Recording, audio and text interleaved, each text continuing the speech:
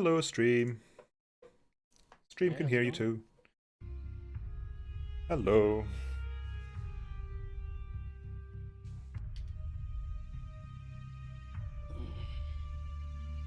Oh, there's so many people in my chat. Wow.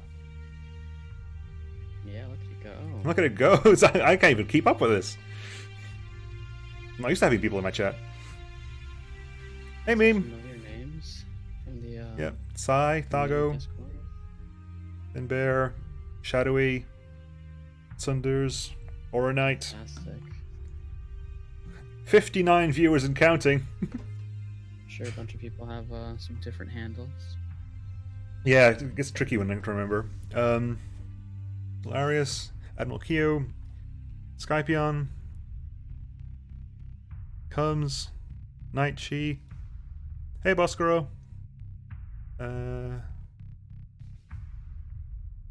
Wonky music? Is Monkey is? Oh yeah, it's 5 a.m. It's 5 a.m. for Comes. You don't need sleep, Oh, Comes. that's right. Comes as was talking about like Asian time, right? East Asia Yeah. or something like that, right? Singapore Oof. time. It's rough. It is rough. We're coming out. Thank you for waking up.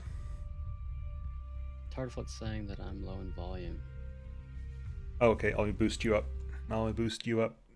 Yeah, that's on your side, I think. Yep. I can't really raise it You without can- getting like weird issues with peaking. Right. So new volume test. Test. How's it going, Tartfoot? Is that better? Well, I've boosted you as high as it can go, so it better be good. Right. Right. Just put a massive. Hang on, where is it? Yeah, better. Yeah, good. Okay. You can keep a check on that window for me if you don't mind. We have that. Chilling. Keep an eye on that because probably that's what Tardy will use to yell at me if something goes wrong. Right. She'll yell at me. Ah. But yeah, we still Few minutes have left. a thing or two to sort out. Make sure everybody files in, but excited to get underway. Yeah, absolutely. We had a peek at the fleets that are available, what we have in store, and it's definitely looking. People came out with some interesting ideas for sure. Yeah, I was surprised by some of them. Yeah, absolutely. I was definitely surprised by some of them. I'm looking forward to it a lot. Yeah, same. Chat, what are you guys excited to see? Any mods in particular? Any players?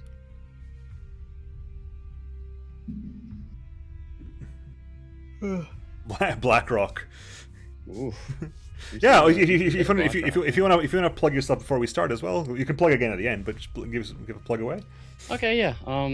Hey guys, I'm MaverickRaven. You can call me Mav. I stream this game occasionally and some other stuff. I'm doing like a Rain World playthrough and a Nexarellan one, which I'm probably gonna close out on and ship back to the base game. I was having some fun with that, but yeah, I just started streaming recently, like less than a month ago, and have been having fun with it and having fun with the Starsector community as well. Yeah, they're a great community. And let's see what we have here. Yeah, wrong league. Yeah, there's some. Like I'm doing Prime League mainly because I think my commentary would suck for tomorrow because I don't know any. Hey, Admiral Keels, thanks for the sub. Appreciate it very much. Welcome to the Nemo Notes, which are apparently what you're called. Someone came up with that, and I was like, "Is that what you want?" I was like, "Sure, whatever." What will be new? Is this part of the old conflict? Are you in the Discord too?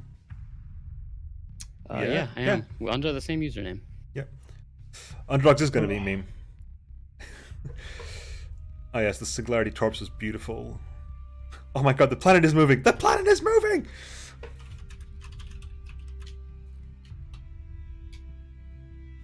Oh, this is actually a good trick for you as well. Whoa! Nia with the Prime sub, thank you very much. Appreciate it. Boscro has almost been unseated as a stream boss as well. My god. Cool. Yes, but it's useful for you because you stream Starsector. And for anyone who streams Starsector, you can change, which actually I haven't done. Ooh, okay. Because there's actually a setting in the config that you can remove the little, like, fuzzy, like that little fuzzy thing there. I might do that really quickly just because it does help a lot with the encoding. So, Yeah, we still got time, and yeah. I think it would be prudent. Do that really quickly. Astralter says could add a Freaky text bit Cactus, with thanks for the Maverick's 2-month resub. stream URL, and Tartlefud says that would be nice. Yeah, it's not too much trouble, but isn't What's a it? huge deal. What was that? Sorry. Strugger says could add a text bit with Maverick's stream URL. And Tartlefud Yep. says that would be. Yep, I could do. That's very true. I've got one set up for tomorrow because I think tomorrow is set up for Chimney Smoke is streaming tomorrow. I just need to, right? yeah, and let me just set up. I just need to do this config change because it'll make my life so much easier. It'll make everyone's life so much easier. All I need to do is remember where the config is there. Config, settings. Yeah, where is it? It's. I don't recall the specific string. Yeah. It's really at the top as well. Didn't remember what the string is for the stuff. Can't remember.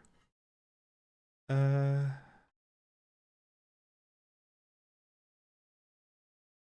I looking for filter?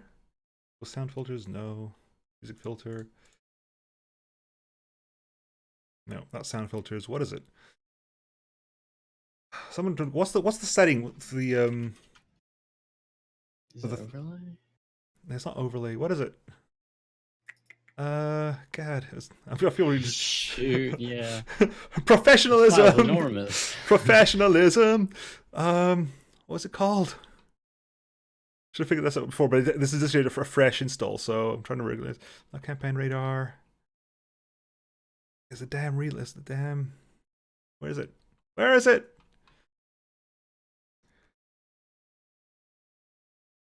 If I'll have to go without, I'll go without, but it'll help. It's the static overlay thing. Yeah. Static. Enable UI static noise. There you go. Enable UI static noise to false. There it is. We're just trying to find the config string. Yep. There you go. Done. Done. Beautiful. So we are ready and going to start up star. Oops, no, can't do it there. That's going to suck. You can see all my messy desktop as well. Cool. Yeah. Enable UI static noise. False, because that helps a lot more when streaming because the stream encoders really don't like that.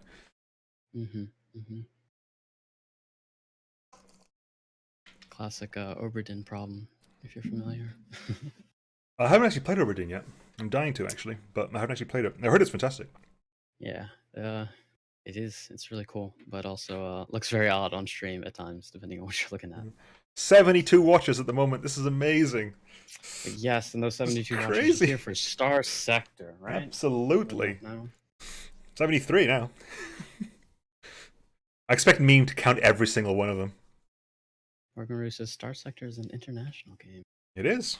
All over the world. As proved by the people getting up at stupid times in the morning. I don't know who would argue otherwise. Yep. It comes like this. Honestly, looking for solidarity. Anyone else suffering in the morning? Nope. No one. Oh. No. Anyway, hello folks and welcome to the Starsector Grand AI Tournament. Let's just remove that. I think I can do it with this. There you go. To the Starsector Grand AI Tournament. The next one, this is the PPvE. It's player and player versus environment, where two players are set up to fight off waves and waves of AI with fleets that they invented themselves. And there's two leagues to this. There's the Prime League today, which has, I'll call them more established mods, whereas a lot of the newer mods and the new faces on the block get to try it out tomorrow in the Underdog stream. I have with me today, I'm Nemo, of course, and we have with me today MaverickRaven. How you doing, Mav? I'm doing all right. Just excited to get underway, as you were saying. Prime League is very much like established mods with a little bit more consistent balance, a little closer to vanilla stuff as far as the way the ships are laid out and the content that they contain. Yeah, absolutely. Who's hosting Underdogs? Hosting Underdogs would be, I believe it's Fantastic Chimney with his co-caster. Sunders in the chat or Astralger. Yeah, I'm looking at Sunders in the chat, and it's getting. I get confused with the disorienting. Yeah, Astraltor. There you go, Astraltor. Yeah, it's Fantastic Chimney and Astraltor tomorrow. Let's just get started, shall we? Because we've probably got quite a long evening ahead of us. I think so. It is. There are eight pairings. Each pairing is no, not a new game. No, God no, that's not what we want at all. Let's play a new game. You're all here. You're all here for a new campaign, right? That's what we're here for. Yeah. So what we have is 8 pairings, 16 players, 8 pairings. Each pairing contains one I would call tournament veteran, someone who's played in a tournament before, guiding a tournament newbie, someone who's new to the tournament, and hopefully they've supported themselves and they've made a fleet. And we have here at the top, in this case, the leader's fleet and the sub player's fleet, which I must say, like Tardaflight has done amazing work with this, setting up the mod this time around. Yes, really, really good work setting this mod. Like, the mod has been absolutely fantastic. It's good. Down to the last second, working on it, tweaking it, just making sure everything is up to date and running smoothly. Lucky for us. Yeah, absolutely. The amount of effort he puts in is fantastic, and it makes our job a lot easier, and it makes your viewing all the better. Yeah, so first, go on. I mean, if you haven't already, definitely show some love for Tardy in the chat, first and foremost. Yep. Oh, yeah. I'll come to something I saw in chat just now. I'll come to it when the moment comes. But yeah, so right now we have our first matchup of the evening. We have Gwivern with their Psy fleet. Oh Christ, I'm trying to parse the number now. That's yeah. 12 trillion 345 million 567. Nope, I parsed that incorrectly again. There to there. Yeah, to 12 trillionth 345 millionth 678,910th battalion. I hate you for that. With paired up with SCC, which I believe is Supreme Commander Cloud. I think that's what it stands for, or something along those lines. I may be wrong. If I am, I do apologize. I believe that's correct. With having vanilla and low tech, vanilla and the low tech of the ship weapons pack, and which is a nice mess up because Psy is a kind of high tech-ish faction, and low tech tends to go quite wide with a lot more focus on armor tanking and big hits, whereas Psy gets a lot more tricksiness applied to it. I won't check the refit skin for everything because I can't check it for both sides, so it will be a little bit unfair. Unless I don't think I can, right? No, I can only check refit for one side, so I don't want to do that. But we will go individually through the ships, which is why this sometimes takes a while. These are the main ships. The Nemean Lion sadly does not take up the Singularity Torpedo meme from the last tournament. But yeah, so you got a single Gauss cannon. It's a single Gauss cannon and 2 Hellbore cannons at the front, which is an extremely solid build. I mean, I can't really argue that at all. Single Gauss, double Hellbore, it just works.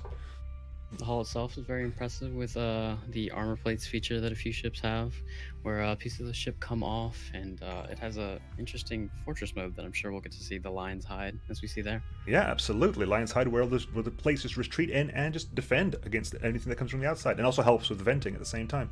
Very good ship. I also have a couple of Drachni medium cruisers, just equipped with, again, high explosive mortars and heavy autocannons. Again, it's a solid fleet.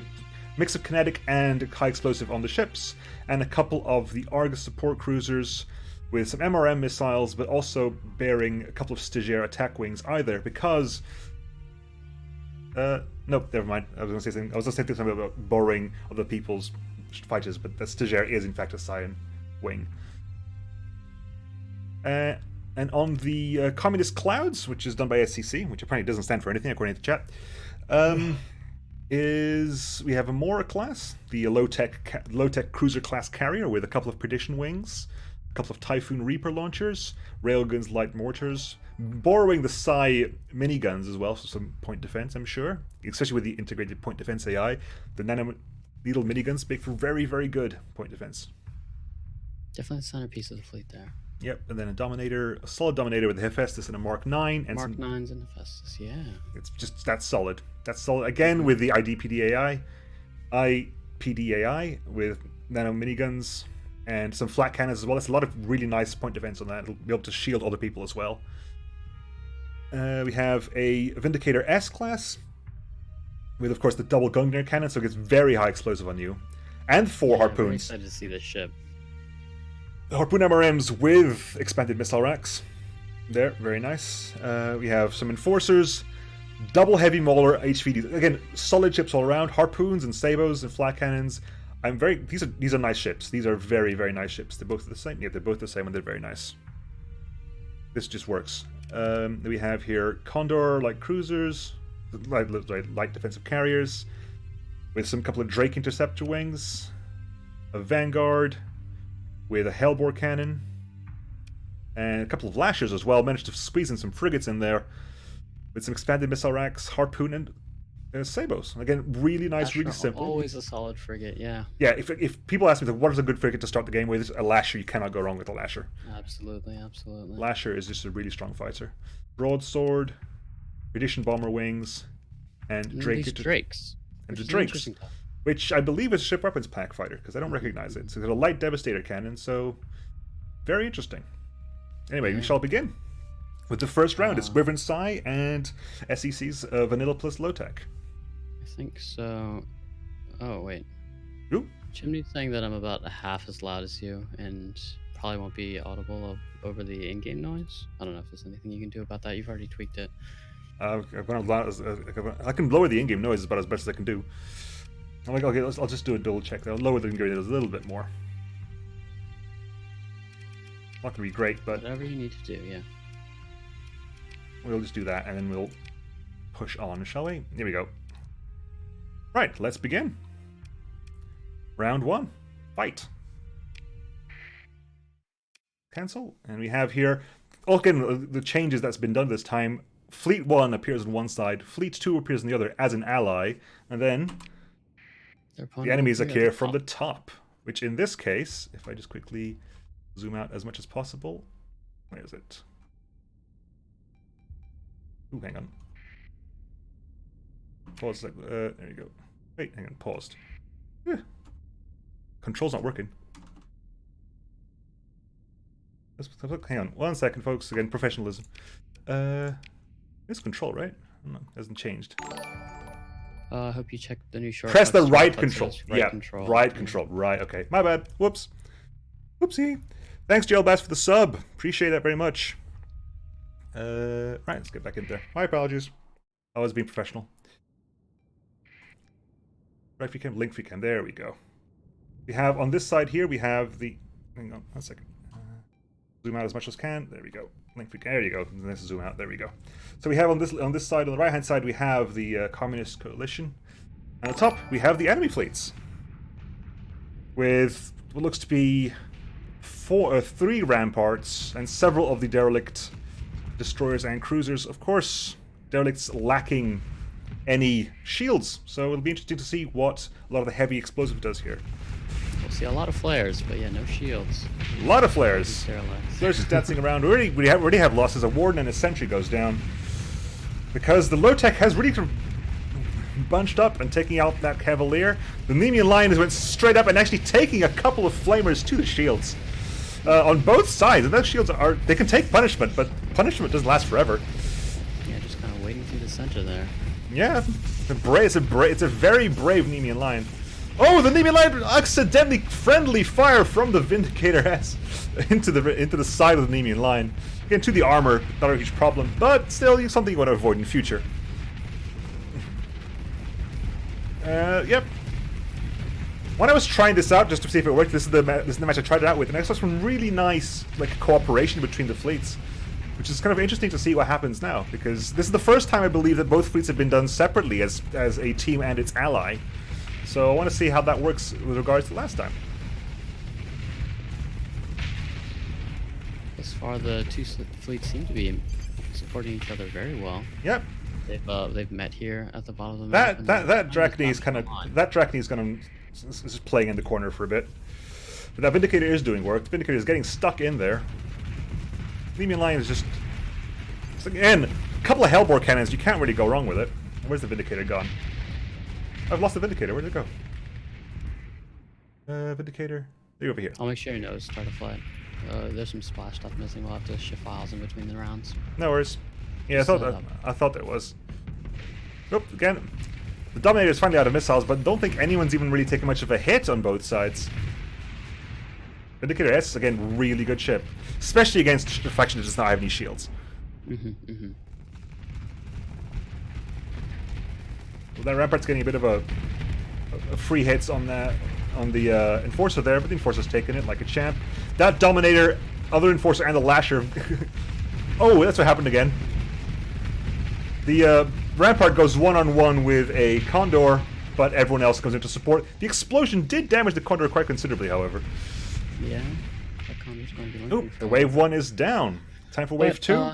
The first wave does play into low-tech strength, so it's no surprise that it just kind of weathered that storm and carried through it pretty easily. Yep, for wave 1 is more of a formality than an actual challenge. Right. In fact, if you die to wave 1, it is considered a shame. You have bigger problems. But now we've doubled it up. We have now 6 Ramparts. Things are getting bigger. 6 Ramparts, quite a couple of Cavaliers, I think. Yep. But the Wardens, the Frigates just die. The Ramparts we have here, I see Aegis with Flamers, I see a couple of Mjolnir ones, a Locust, the Storm Needler. It's still going on. Again, they back in together, they do work together. Drachny's taking a bit of a punishment over there. The Lasher's taking a bit of hull fire. You just see the absolute wave of frigates dying, and now the Drachny is kind of high flux and being focused down by a Cavalier over there. If you tap control, there's a different camera mode. Like, it's less tricky. Try to play the same. Yeah, there's the drag one. I usually find linked better personally, but you know, it works. The Mora is using its damper field to just soak a couple of hits there, but it is in the way of the Nemean line, so the Nemean line can't really fire back at its attacker. The Vanguard is getting some hull breaches. Vanguard is going to go down real soon. It was being soloed pretty much by a Rampart over there. The Nemean line is kind of shoving its nose where it doesn't belong right now. Bit of a shame. Although, that Mora is taking hits. Tanking, yeah. It is just taking its hits. It's basically keeping 3 Ramparts busy, but it's going to have to die eventually. It won't be able to for much longer, yeah, and there Nope. it goes. There goes the Mora. Although, now that the Mora's not in the way, the Nemean line has a free range to fight. And of course now, it swings as far that way. A little too late, but And Pochisi mentions... the armor plates come off? Yeah, oh, both of them. Both Lost. of them. Pochisi mentions, is there CR, PPT, or ammo replenishment? Yes, there is. Between the waves, CR is set to 100%, 50% of ammo restored, but peak performance time is not changed. If you're losing CR, you will begin to lose it at the end of the next round as well. So we have had some loss. A loss of a Drachne is there. Like, the Nemi line is actually doing okay, it's just lost its shieldings. Right. Apparently PPT isn't replenished because the game doesn't have a function for that. Wave 3. Wave 3 is when the fun begins. Again, Wave 2 a bit of a formality, although it does take its toll, especially on a fleet that has been challenged already. Yeah, we had our first losses. Yeah, our first few losses there. Timer's ongoing. Timer's still 341 seconds and counting, but yeah, we have our first wall. We have the first wall. A few ramparts as well, but the wall is there. The wall, again, having some shields on the sections as well, but it'll be interesting. A couple of fighters coming out as well. The wall, what's that wall have? It has 2 Hellbores, several Arbalists, Devastator cannons, and some flat cannons as well. Now you have to come and test to see what you are against fighters, and also because of the shields, you can't just ram endlessly into the hull anymore. Not going to be great shields. This is derelict low-tech after all, but a shield is a shield. True, true. Oh, I see a Gauss cannon firing up there. Yep, that's a Rampart with Ramparts with Gauss cannons, and I believe is that an annihilator rocket launcher right there? No, it's just an empty slot. Okay, fair enough. I was like, what is that weapon? It's not a weapon, it's an empty slot.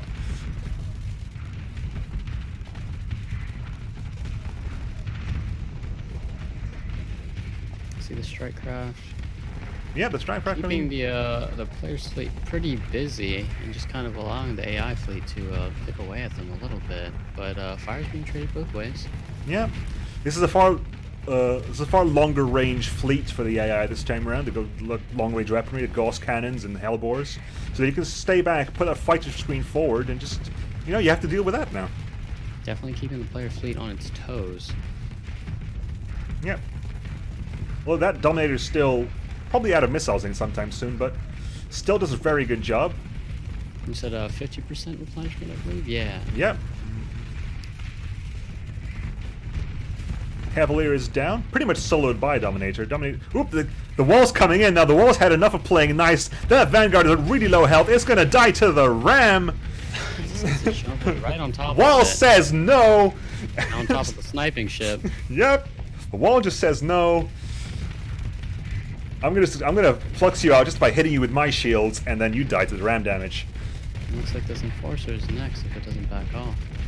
Yep. Flux is quite high. Do not sit in front of a wall. Yeah, it's not where you want to be. Nope. That said, the Vindicator's holding its own. Vindicator's doing very great. As the Enforcer says, my word, y'all better help. Vindicator's doing its best. But there's only so much a Vindicator can do. That's see off-screen the frigates are starting to suffer some pretty serious losses. Some of them are overloading. A lot of them are getting overwhelmed by the strike craft. You see a Lasher on screen doing okay. Yeah. Lasher doing all right. Firing its railgun backwards as well, like a boss. Let's do a quick zoom out into the world. See what's actually happening out there. The AI has driven a wedge in the middle and kind of split up, which is actually pretty good for the players at the moment because they can just close up. I mean, that Dominator is still relatively untouched, and it's still got. They have a nice conclave on the AI fleet. Yeah, and here we have again, a third of the wall has been turned off. One of these side walls have been damaged off, and now it's kind of stranded, kind of in the middle of the battlefield. The Nemean line is kind of working the left flank. It's getting sniped at. Nemean line is about 75% health, but hey, it's a Nemean line, right? Right. That's still a lot of health. As long as it just tries to avoid taking too many Hellbore hits, it should be fine. The AI is doing a they're really venting good as job well. dealing with the wall. It's time to capitalize, but no one was really there to capitalize on the wall vent, unfortunately. But it's doing pretty well. Two-thirds of the wall remain. A lot of its weapons, so it's not as much of a threat as it was initially either. Nope. That rampart's facing the wrong direction, so it's going to get hit in the back.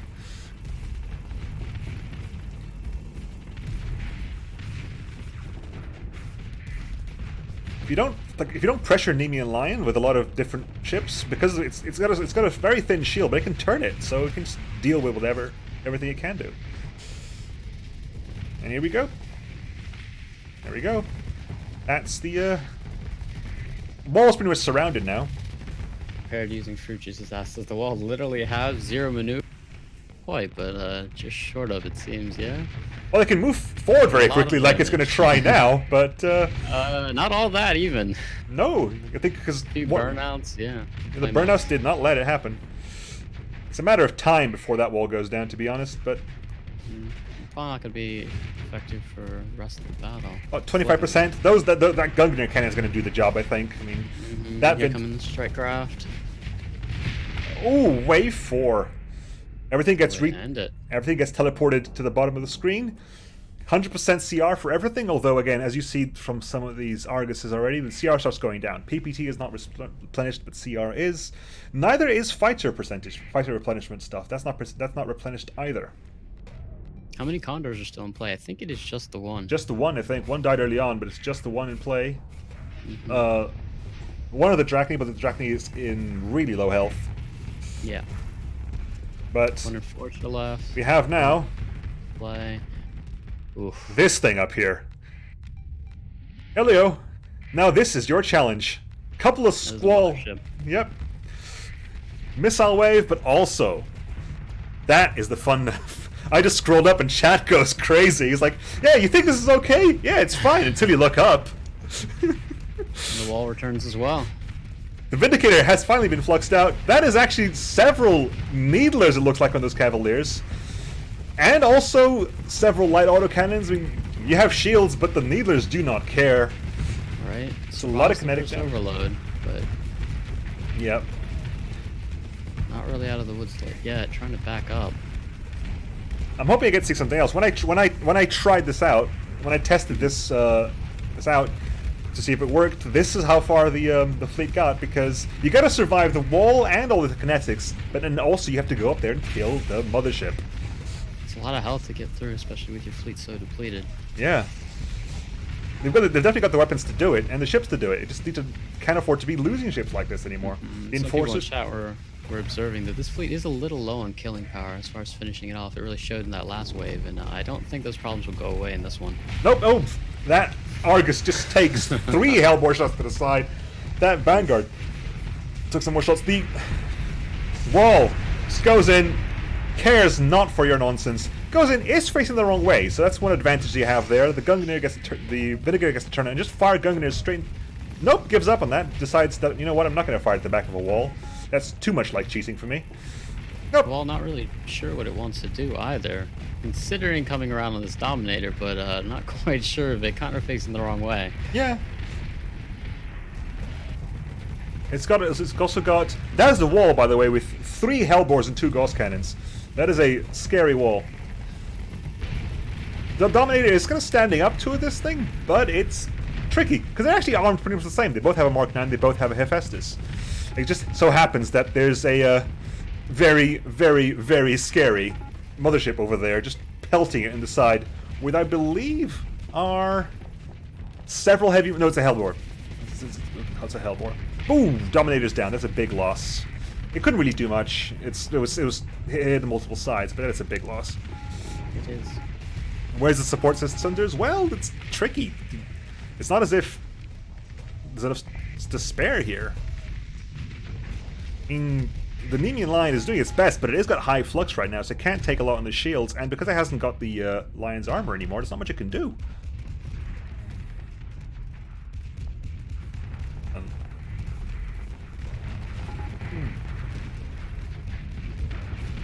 This is just bullying of a lion now. Yeah. There he goes. There that one goes. What's actually left? And now really it's just cleanup, unfortunately. Yeah, it's just cleanup now, unfortunately. We have just... Well, the Draki just went down, so it's literally just the Argus. We have 1 Argus left. It can do it. I believe. The wall's just like, nope, I'm going to come in there with everything. Oof. That wall wants to get personally involved in that. And there it goes. Can we get some Fs in the chat for the communists in the numbered battalion? Yeah, that was crazy. And also there was a thing in the end, but that was wave 4. Wave 4 for this combination. Definitely an impressive showing. Yeah, like a solid ship, as you said, like lacking killing power. They can stay in and duke it out, but it comes to the point where you just need to kill something, you know. Right. Don't forget to what was Turflet saying? The CSV file he's linked us in group chat. Yep, I'll quickly have to hop off of Starsector and come back in, but hopefully it'll be quick. Where's the Discord? Here we go. And God, where's it? Where am I putting this in? I forget where this goes. Data config? No, it's not data config. Where's this going? Tournament. Yep, that goes in here. Yep, replace that. There you go. Done. And boot up Starsector again. Alrighty. Yeah, you didn't need to. It's fine. It works out.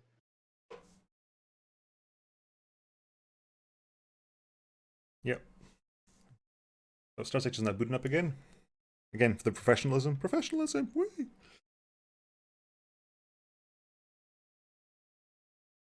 I forgot, yeah, I remember that last time you'd actually need to leave Starsector to change the round data. You just have to hop back to the main menu and back again, but... In order to get it to reload the file, yeah, it just pulls it. But here we are, regardless. Yeah. A little bit of downtime in between the slaughter. I can breathe and have a drink. There you go. We could talk about how that went. How do you think that went? I think it went pretty well, all things considered. Faced with a mothership, I think... You would need a lot in order to get past that, so definitely a worthy showing from our first competitors. A bit of a leap, I think, in the difficulty from Wave 3 to Wave 4. Because Wave 3 is like, you have 1 wall to deal with. Wave 2 is like, I was expecting maybe, when I first played it, I was expecting maybe 2 walls, or maybe 3 walls, not a wall and then a mothership behind it. It is exponential, for sure. I believe there are 6 waves, as far as Tardy told me. Right, let us have a look. Yep, back here. Right, so, that was round 1. They went to round 4. I don't have to write this down because Tardy does it anyway, but I like to do it for myself. So, 4. Or 3, I guess, because they defeated 3 waves. Right, next we have, coming up, we have Dark Revenant with the Goblin Horde in Blackrock, with, looks like a Nevermore, Zero Series Nevermore. Nevermore, of course, is my favorite ship in all of Starsector. Everyone knows this. Updated just in time for the tournament, right? Yeah, like I said, it's my personal theory that I think the tournament only exists to make Cyclone update Blackrock, because I'm pretty sure the last time he updated Blackrock was specifically for a tournament as well. So I'm fairly certain that the reason that a tournament exists is to make Cyclone update Blackrock. Whatever it takes to make it happen. Yeah, whatever it takes. A The lot of Goblin things in Horde. the chat for sure. We have a Knight. What do we have here? We have a Zero Series Nevermore with its signature raised cannons, some rocket pods, some shredders, some 4 Gale cannons. That is a lot of high explosive damage there. Of course, it is the flagship, so it can be refitted every turn. And to be fair, it's quite good to have a lot of high explosive in this round. Blackrock is amazing. Someone said Bowl Soldier mentions, is it any good? Like, I love it. We have here a Knight class with Sabos, Straff tactical cannons. Don't recognize those, they must be new. Achilles LRMs, which are just, I believe, the Blackrock version of a Salamander, give or take. The Crate Heavy Fighters and Zypher Support Fighter Wing. Yeah, I started playing at the end of 0.7 and recently picked up a lot in 0.9, so I'm not so familiar with Blackrock myself. Yeah, Blackrock's been around for a long time, and I really enjoy it. Enjoy it. It's got a lot of fun ships, as Stormbringer says, that are just really good for the player to play. Like stuff that's really tricky for the AI to deal with, but it's just really fun for the player to deal with. Right, I've been anticipating this release for sure. Dynastus class, which is new. I don't remember Dynastus class. I think that is new or has been around for a while. With, again, usually with fun ship systems as well. So delayed EMP attack with a 360 degree, 500 radius. During charge, bolts flux prevents your weapons from firing. We have here 3 Eurypterus of different loadouts as well. One with Vulcan Tachyon Lance tactical lasers. And we have here 2 with Espada particle repeaters, which again are new, a couple of Sunjets and Achilles and Arguses. Now, of course, this is called the Goblin Horde because you have 1, 2, 3, 4, 5, 6 goblins. All the same loadout. A very wide fleet for sure. A very wide fleet for sure. So we have 2 Axehead gunships with Straff tactical cannons and a Sunjet. We have Stabbies, Antimatters, Particle Lances, and Slice Masters, which have Particle Lance, Ion Cannon, and Shard Cannon. Each in pairs, I see. Interesting. Yep, in pairs. And then we have the Robber Flies, Sapper, Slinger. So Sappers have Fury class torpedo racks and a Shard Cannon. And oh my god, Alex directly linked me. I have 116 viewers. Thank you, Alex. Oh my god, the dev. Awesome. The dev actually linked me on Twitter. Nice, appreciate that very much. And Comet Light Artillery and some Void Spare RMs. Now, Dark Revenant is paired up with Dauntless. The Dauntless combined fleet of Vanilla plus Ship Weapons Pack High Tech. We have here Shrike Light Tactical Grid Destroyer. 2 of those. We have particle rifles and Typhon Reaper launchers and 5 tactical lasers. Laser boats. We have 3 Medusas with light autocannons, tactical lasers, and phase lances. The Medusa, a very solid destroyer. Yes, absolutely. Definitely, if you're doing a vanilla run in base Starsector, definitely get yourself some Medusas if you can. Solid ship. Absolutely solid ships. We have another Shrike class set up in the same way as the other one. Just weird order there, I guess. We have a single Circe class tactical grid combat freighter. A combat freighter, interestingly enough.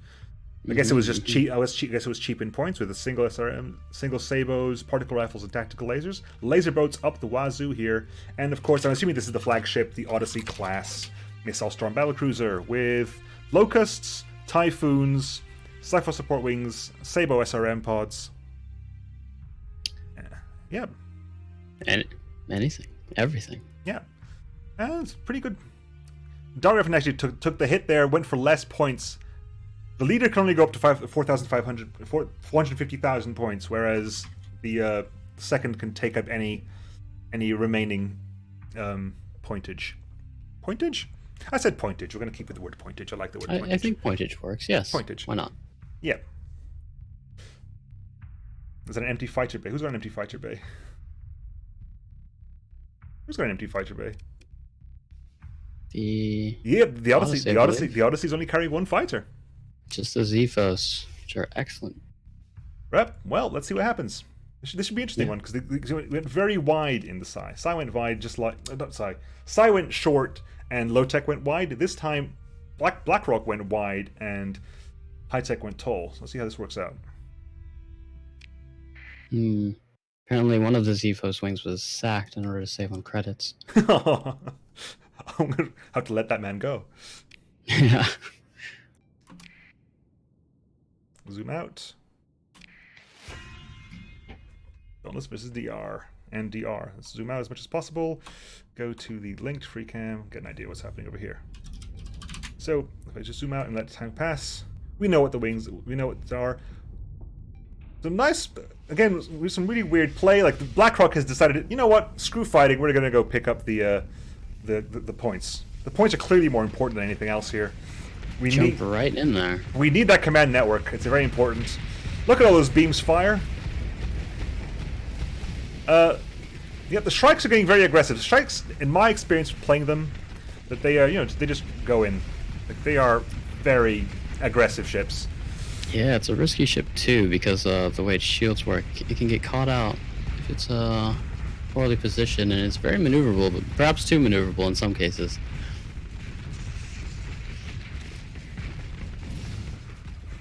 See a lot of beams, and we probably will for quite some time now, but they're keeping the AI fleet at bay. Yep, the Medusa decided to join some of its BlackRock brethren. Coming right. Yeah. Oh, and that's one sentry down. Here we go. This is my baby. I'll have to squee a little bit because I love the Nevermore. And there it is, just firing away. Am I? Show you the rubber flies. Rubber flies are up here. It's one rubber fly is up there. Is there a specific rubber fly I'm supposed to be going for? Oh, messing it down over here. Look, you see a little jumping and the very fast thrusters you get all in BlackRock ships. I do like BlackRock ships. I'm very... Ooh, lost one Goblin, though. It is a small little frigate. But it is our first loss in round one, I believe. Yeah. Sorry, wave one.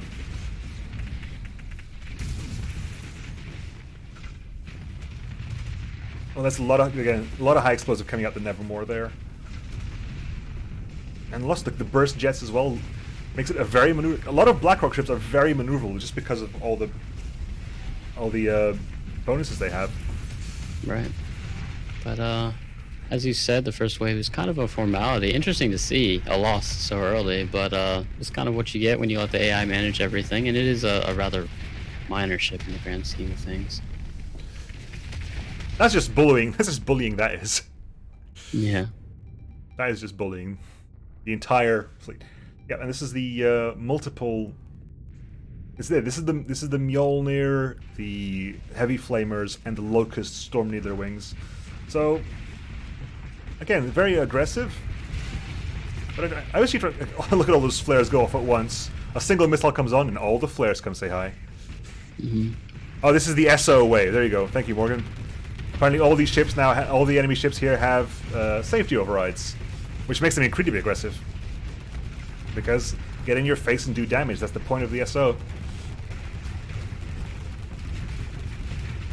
Seeing them push the high-tech fleet back more and more, yeah. And they can't back up fast enough, it seems like. The Strikes are getting themselves into some more trouble. Yep. Oop, Medusa's taking a little bit of a hit somewhere. Where is that? Unlucky Medusa. Knight's standing back because, of course, the Knight's job is just to stay back. This is the ship I don't recognize as much as the one over here, and yeah, it's doing all right. Yeah, what are those Zephos doing indeed? Zephos actually work really well versus the Derelicts, just because, again, these ion beams work quite well. A Shrike down. Yeah, the lack of shields definitely does them some favors. Now we're seeing the ramparts kind of get outmaneuvered a little bit by these far more maneuverable player ships. Yep. That is a big thing that's going for this pairing just across the board. It's very maneuverable ships. Yep. They're able to stay together very easily, relative to like the last pairing, for example, where they got kind of spread out and separated a little bit. maneuverability is definitely in there for BlackRock, and within like the Shrikes and the Medusas and the Odyssey, they all have movement-based secondaries as well, so very easy for them to catch up and get in, stay in the area. And the combat freighter seems to be keeping up as well. Like I said, people said it is a good ship. It's a freighter, but it's a very good ship. Right. But here, where has the Odyssey gone? Where has the Odyssey gone? Oh, Odyssey's over there. Just sort of soloing again. I feel maybe a little bit that the high-tech fleet is lacking in the killing power that we had the problem last time. But it's still pretty good. And what's actually left? We're clearly just BlackRock will be able to make up for it with your beloved Nevermore. Yep, and we have over here, I think one last rampart. Being attacked by a good coalition of ships. Shrikes, Medusa, Nevermore trying to get in for a shot, but can't get in the way. Oop. Come on, there you go. Gale cannons come in. But nope, BlackRock says, you know what? We're going to stand back a little bit. You do this high-tech. It's your job. But you do make a good point. Those beams in the high-tech fleet, they take a while, so it is not the fastest kill, not the most alpha damage. And it might get a problem when the shield wave comes in. And this is probably the wave where you start worrying a little bit for the players' fleets. They're a little depleted, and this fleet is definitely a step up in difficulty. Yeah, absolutely. By the way, does everyone get access to SWP hull mods? I don't know. No is the immediate reply from chat. So I guess that answered that question. Also, yeah, by the way, as CJUSA said in chat, feel free to clip as much or as little as you like. It just makes sharing in the Discords and in the chats and in tweets and etc. a lot easier. Right, so the Odyssey is now having to face off against quite a few ships. By itself, it should be fine. It's an Odyssey, and Odyssey is a pretty decent ship. Yeah. That plasma cannon is definitely putting some work in. It's not just tack lasers there. No, the plan. They definitely bring a lot of attention to themselves, but yeah. That's an interesting idea. Oops, sorry. The attack lasers are there to lull you into a false sense of security, and then you get close and it's like, you know what? Hey, plasma cannon. Yeah, and that blaster opens up. Oop. I'm really surprised that you see the Shrikes hang in there so long. Both of them still up, still with a decent amount of hull. Well, we lost one of them, but damage. After the first one died, they were like, actually, you know what? We're gonna just stand back a little bit. Just to, just make sure nothing goes too badly. That rampart just does not want to live right now. No, and it won't for much longer unless they continue to just ignore it like they are. Probably won't last for much longer. Ooh, eats a Reaper. Thanks for the bit, Luke. Appreciate it. Oh, and it overloads as well. Cut. Not long for this world, and there it goes. Oh, there you go. And combined fleets surge forward once more. Yeah, there's a lot of. That's what I'm liking a lot about this tournament so far. I think is by having both fleets set up as allies rather than the same fleet, you get a far more of an idea of teamwork. Yeah. And Shogun one-ups Luke by giving me 2 bits. It's amazing. It's a real fight for bits here. This is just bullying. You just see like ships shield up, just sit in front of it. You know what? They're going to stay there until you die. Again, that maneuverability coming into play, and yeah, it's mostly just cleanup at this point. Although that wall is still in action. That wall is still in action. That wall is in action and actually untouched. That wall has not taken damage. I think its AI kept it back a little bit, but now it is alone, and that is not a good thing for the wall at all, especially once more against such a maneuverable fleet. They're already wrapping around it. Yep. Oh, there we go. Roll flies out of missiles. A lot of the ships are now going to start having problems with the CR. Yeah, basically a pristine wall. And well, that wall just decided dig its grave a little deeper. You know what? I don't feel like facing the enemy today. I am a wall. It is going to take a while to kill. This is a thing that happens in Starsector quite frequently, where the battle is kind of decided, but it's just a matter of getting through all that hull and armor. Yep. And it's like it's still a wall, so if you get in front of it, especially something as small as a rubber fly just gets destroyed. The Goblin got destroyed. I'm not sure by what. Was that some losses? Was that a friendly fire? Hellboars, I think? I don't know. I think it was just a Hellboar strike. I think we're just getting in front of it. Do not get in front of the wall. That's a Hellbore still there. That's still devastated. Yeah, that the AI still just kinda hurts. struggling to figure this out, and is gonna lose probably a decent number of its gunships and frigates to standing in front of it if it continues on like this, which is unfortunate because it's all but decided. Yeah. Oh, apparently it was a Reaper that took out one of those. Ah, okay, fair enough. Reaper's super strong. Oh yeah, and as Ornite points out, when this wall decides to finally blow, it could take quite a few frigates with it. Yeah, that's also true. A lot of these cleanups at the end are offering some damage to the smaller ships in the explosion. And yeah, sure enough. No deaths, but I think a couple things got scratched. And yeah. Oops, there's something alive. Oh my god! Wow, really? The terror. Come on, Robberfly, go Robberfly, go Robberfly, do it! Robberfly.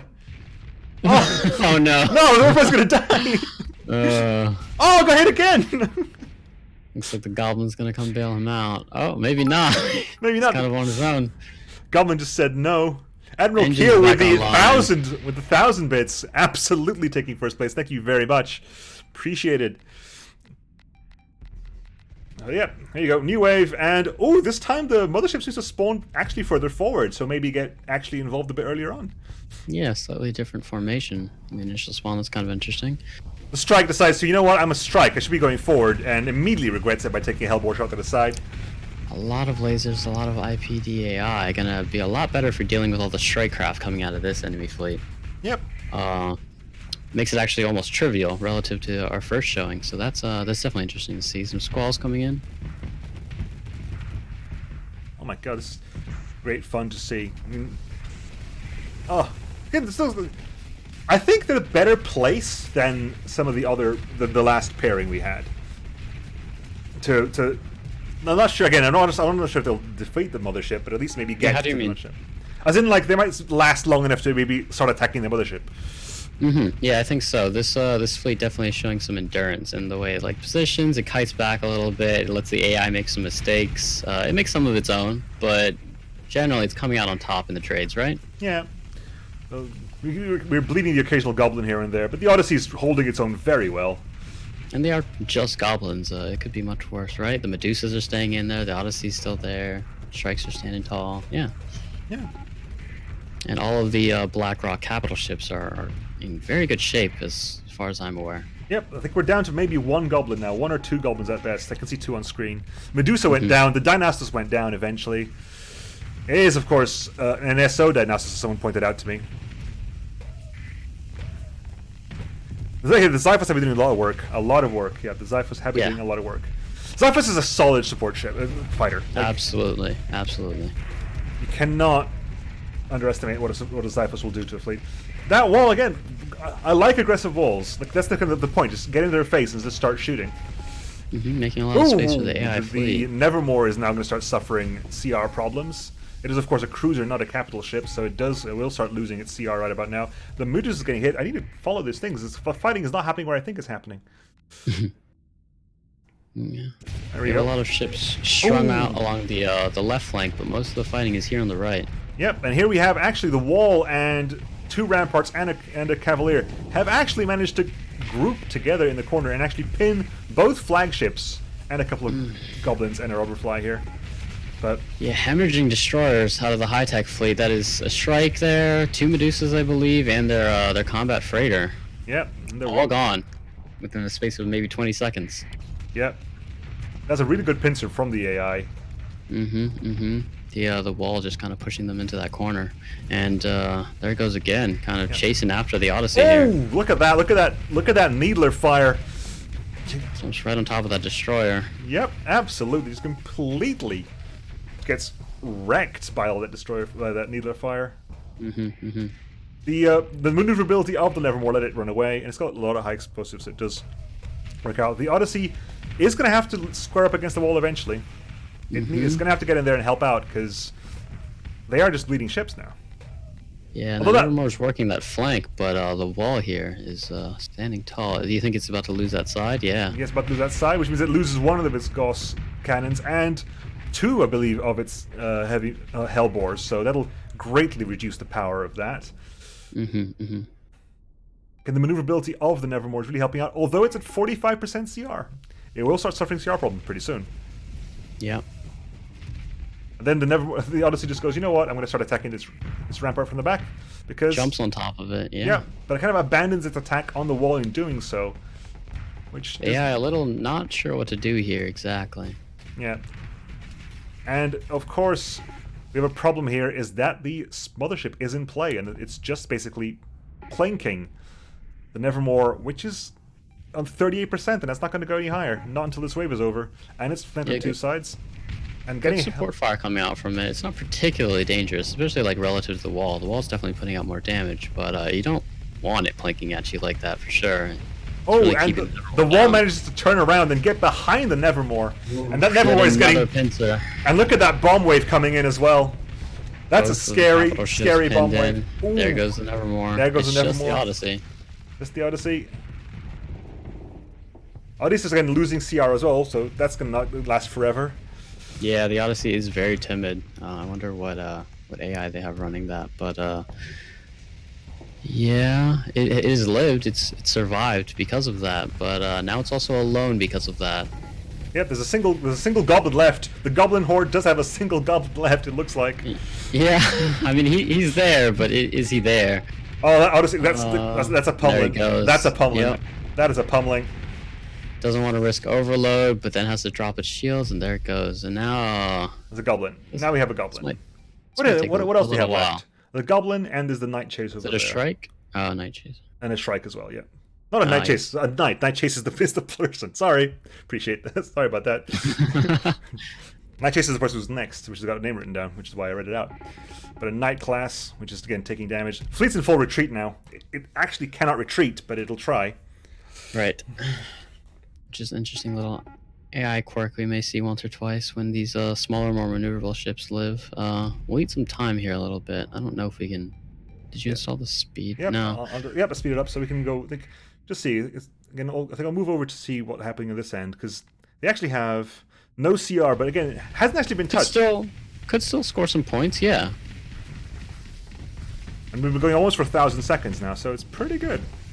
And then 12% CR, so once that goes down to 0, fighters will no longer be replenished, and shields will go down, so...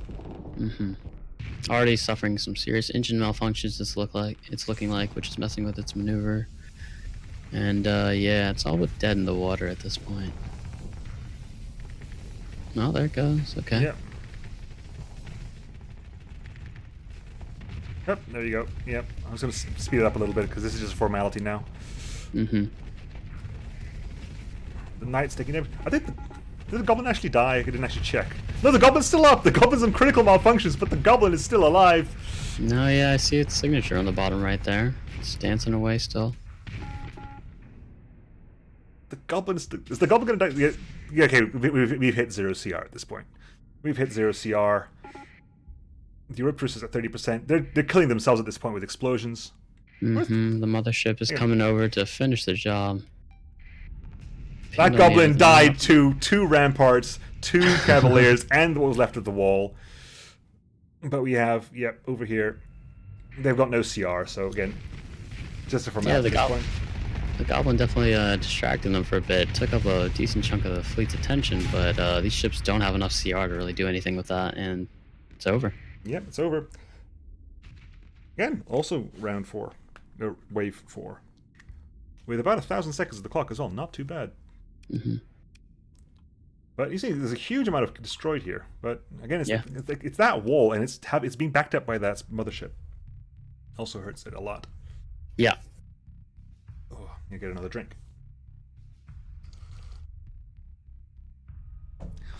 Again, GG in chat. Absolutely GG. I also like to thank the between the YouTube and Twitch, I have 182 viewers. That's crazy. Thank you very much for watching. Make sure you watch. Really solid fleet. Yeah, really solid fleet. I'm not unbiased. I love BlackRock, so.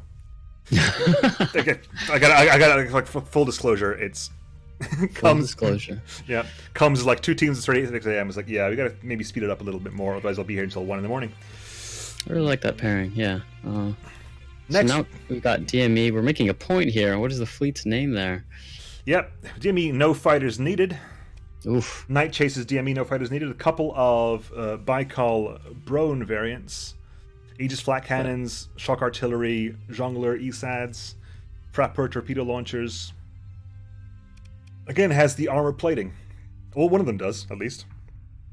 Other ones have Hellspear strike cannons, shock artilleries, the Chasseur multi-ASMs, very nice missiles.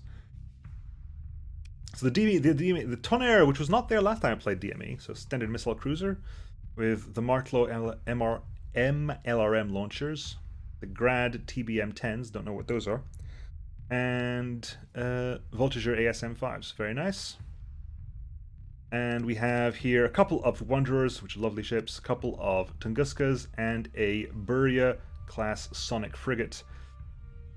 Yeah, a bit of a meme fleet, but definitely curious to see what it'll do. Some interesting weapons out of DME. Yep, and again, no fighters needed, but, you know, Soul Force, Star Asp's high-tech fleet gets that covered because they've taken some of the DME ships, fighters right there. We have a Zenith class cruiser with a high-intensity laser, a couple of Hellrider XRM launchers, and Demoiselle Strike Bomber Wing, and a Tachyon Lance as well. Interesting high-tech. Yep. Borrowing, of course, a lot from the DME because they can. The Tano AMM-8s here, the Demoiselle Wings, mini blasters here in the EOS, Dart Wings, several Dart Wings, it looks like 4 Dart Wings. So Strike with the Voltigeurs, heavy blasters, light phase lances.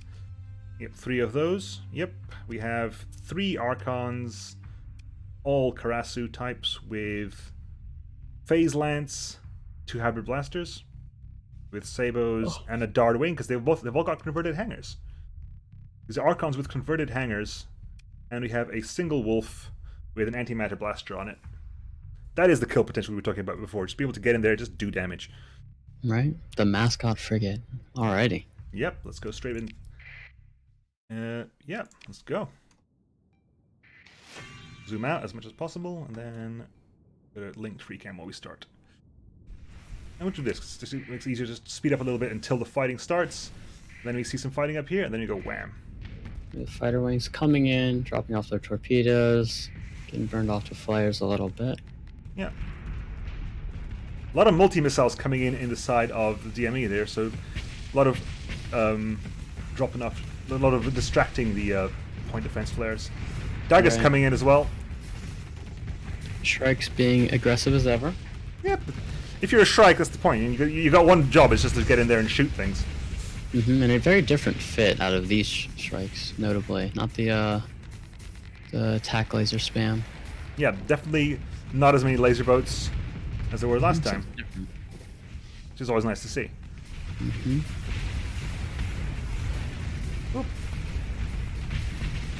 Okay, I'm interested. I personally am interested in the ships I haven't seen before, which includes the I believe the high-tech flagship, which I don't recognize, and a couple of DME ships I haven't seen before.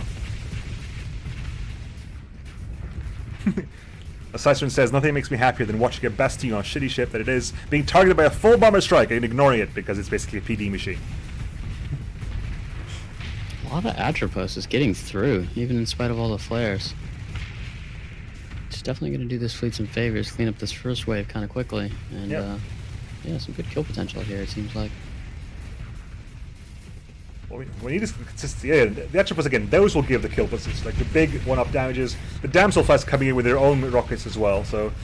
And the DME may go no fighters needed, but at least Star Asp knows that DME fighters are good, and says, you know what, I'm going to use them. Screw you, and your no fighters, and your no fighters. You may not want to use your fighters, but I want to use your fighters. And those Demoiselle rockets are definitely very impressive. And then bullying this rampart, pushing it around. Gonna, a lot of hull damage off that explosion. That's unfortunate. Yeah. Do not hug something that's about to explode. It's not worth it. Yeah, tell the AI that. Oof, is this a Tunguska? Just laying out the hurt. Alrighty. Yeah. Zenith is remodeled. Oh, it is the Zenith! Okay, it actually is the Zenith. It just looks way different than I was expecting it to. Interesting. Alright, wave 2. Again, this is the 6 Rampart wave, the SO wave, as I've been reliably informed. So, Just gonna a lot of pain. And oops, there you go. The point defense worked out a little bit better this time. Again, these are the Bastion frigates. They have so many flares that it even stops like just projectiles getting through just with the raw amount of flares that get put out. Look at all the frigates. You can see all the frigates going down because Yep. Just It's not- getting knocked aside. that strike decided it was not in a good enough position. You know what? I'm going to run in again, which made, of course, the Rampart turn and just take the rocket barrage to the side. So you know, fair play. This is a really efficient fleet we're seeing. Yeah, I like it. Mm-hmm.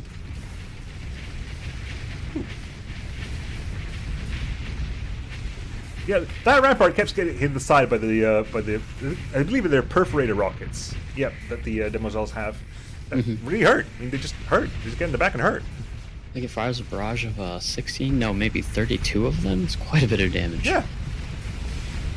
They're basically the DME Capesh. It just does it does work. Right. Ooh, that Baikel took a bit of damage there, but it's the more advanced Baikel. It's the Baikel with the armor, so it can afford to take a few hits here and there. The Burial did go down though, unfortunately. But it is wave 2, so Right. not exactly shame.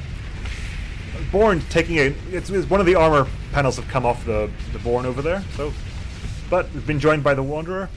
Again, Just kind of eating those flamers. it's a flamer. Just step back. It has no range whatsoever. The Kunisk is like, you know what? I think flames don't hurt me. Gets a little bit close, blocks the shots from the Baikel. That's one of the more impressive things we're seeing out of 0.9. Hope to see in the future is the AI just kind of getting more and more sophisticated, but there's still so much to juggle, and yeah, things like staying out of the range of flamers is still a bit of an ask for the AI sometimes. Yeah. Or, you know, getting into the range of flamers if you happen to be the one using them. If you're using them right. It's a flamer, but with SO and burn drive, you can't get away that easily. That's true. It is a very fast. And here you go, the first wall. The first real test, I think, of a fleet.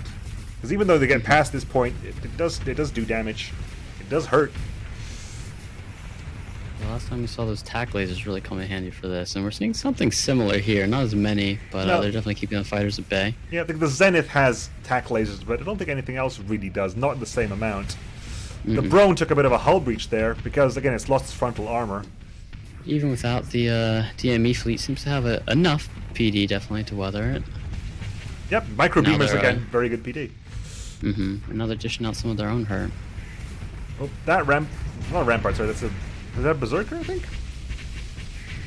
Yeah, there's a Berserker. Started to wall in straight into the EOS, burned itself out in the process, and it's just spanned there waiting to die. Yeah. Apparently there is some new escort AI, was what chat mentioned. Yeah, on Twitter, Alex was showing it off and some of his testing process for it and how it like factors things in. The explanation of it definitely seems solid and is an improvement on the behavior that I'm excited to see implemented. Yeah, I do like, again, the minor aside while we wait for things to die, is that I really like the insights that Alex gives to the dev work. It's always really interesting to see, because he just says, this is what I'm doing, but also gives the entire thought process behind it, which is really helpful. Yeah, definitely. Now we're seeing the two fleets meet. Really get into it. Yeah, just get into the face. I mean, it's like the fighters really help. The fighters are a lot stronger in 0.9, and it just, you need a good fighter wing, because the fighters are the best way to get a killing strike, I think, because they don't lose their potency. They aren't really bothered by ammo. Bomber wings are a sure way to get a killing strike, no matter where you are. Certainly. The missile crew's just lobbing those missiles out there with a huge amount of inertial value, and then they just have to get hit again. It's kind of just amusing to see. Oh. Again, we're seeing the wall get outmaneuvered, as it does. Oh, look at that! Hit on the right-hand side of the wall. Oof, that's a lot of Atropos coming They're in. just bullying the wall now. The wall is getting bullied. They're not careful. It could pick up a kill here in spite of that. It's going down, though. Yeah, that Wanderer is not really facing its wall. It's shielding the right direction to accept that. Maybe it's staying there. Oop, there you go. That's one of it down. Oh! Forward. It burned, but it did not manage. It lost part of the process, which changed the momentum. So the burn was stopped dead in its tracks. Oh, and here we go. 1, 2, 3, 4, 5, 6. A full Atropos hit No plus. shields on that side. Nope, no shields. But 6 A Atropos. third of its health down. Let's keep that on screen while we look at that rampart over there. Mm-hmm. Oh, more armor coming off the Bikel. But that's what the armor's for, right? Right. That's the whole point of the armor. Yep. I kind of a half charge by the rampart. Almost flamed out. I think it just wants to die at this point, but yep, goes straight in. The Tunguska got a little bit actually. The Tunguska actually got a little bit in trouble there because it overloaded and everything else pushed it into the rubbish. That's an interesting AI behavior. Is the way they kind of mosh each other and push each other into the enemy, the larger targets. Yep. Still plenty of ships, I think. Yep, still plenty of ships. The EOS is still there. Hardly any losses, yeah. A few here and there, and we're about to lose another strike here, maybe, unless that Berserker dies right now. The Tunguska's doing its best. Mascot Wolf is still in there. Ooh, look at that Ion support. Yep. Mascot Wolf going, you know what? You can't actually kill my friend if you have no weapons. Yeah. Yep, that Berserker did die. The Shrike lives. We have the wall returning. A little more dangerous this time. And the mothership in the back there. We didn't get the same spawn we got on the second. Nope, yeah, mothership lagged behind, so this may from behind. This may be beneficial because with the mothership further behind, it may have less of an impact on the fight. Although we have locusts here on some of the ramparts, which is going to do some damage to the shields. Oof! That might see a destroyer go down here. Yeah, that Tunguska got a big hit on it. Got a nasty Ion flux. Got a nasty hammer hit in the back there.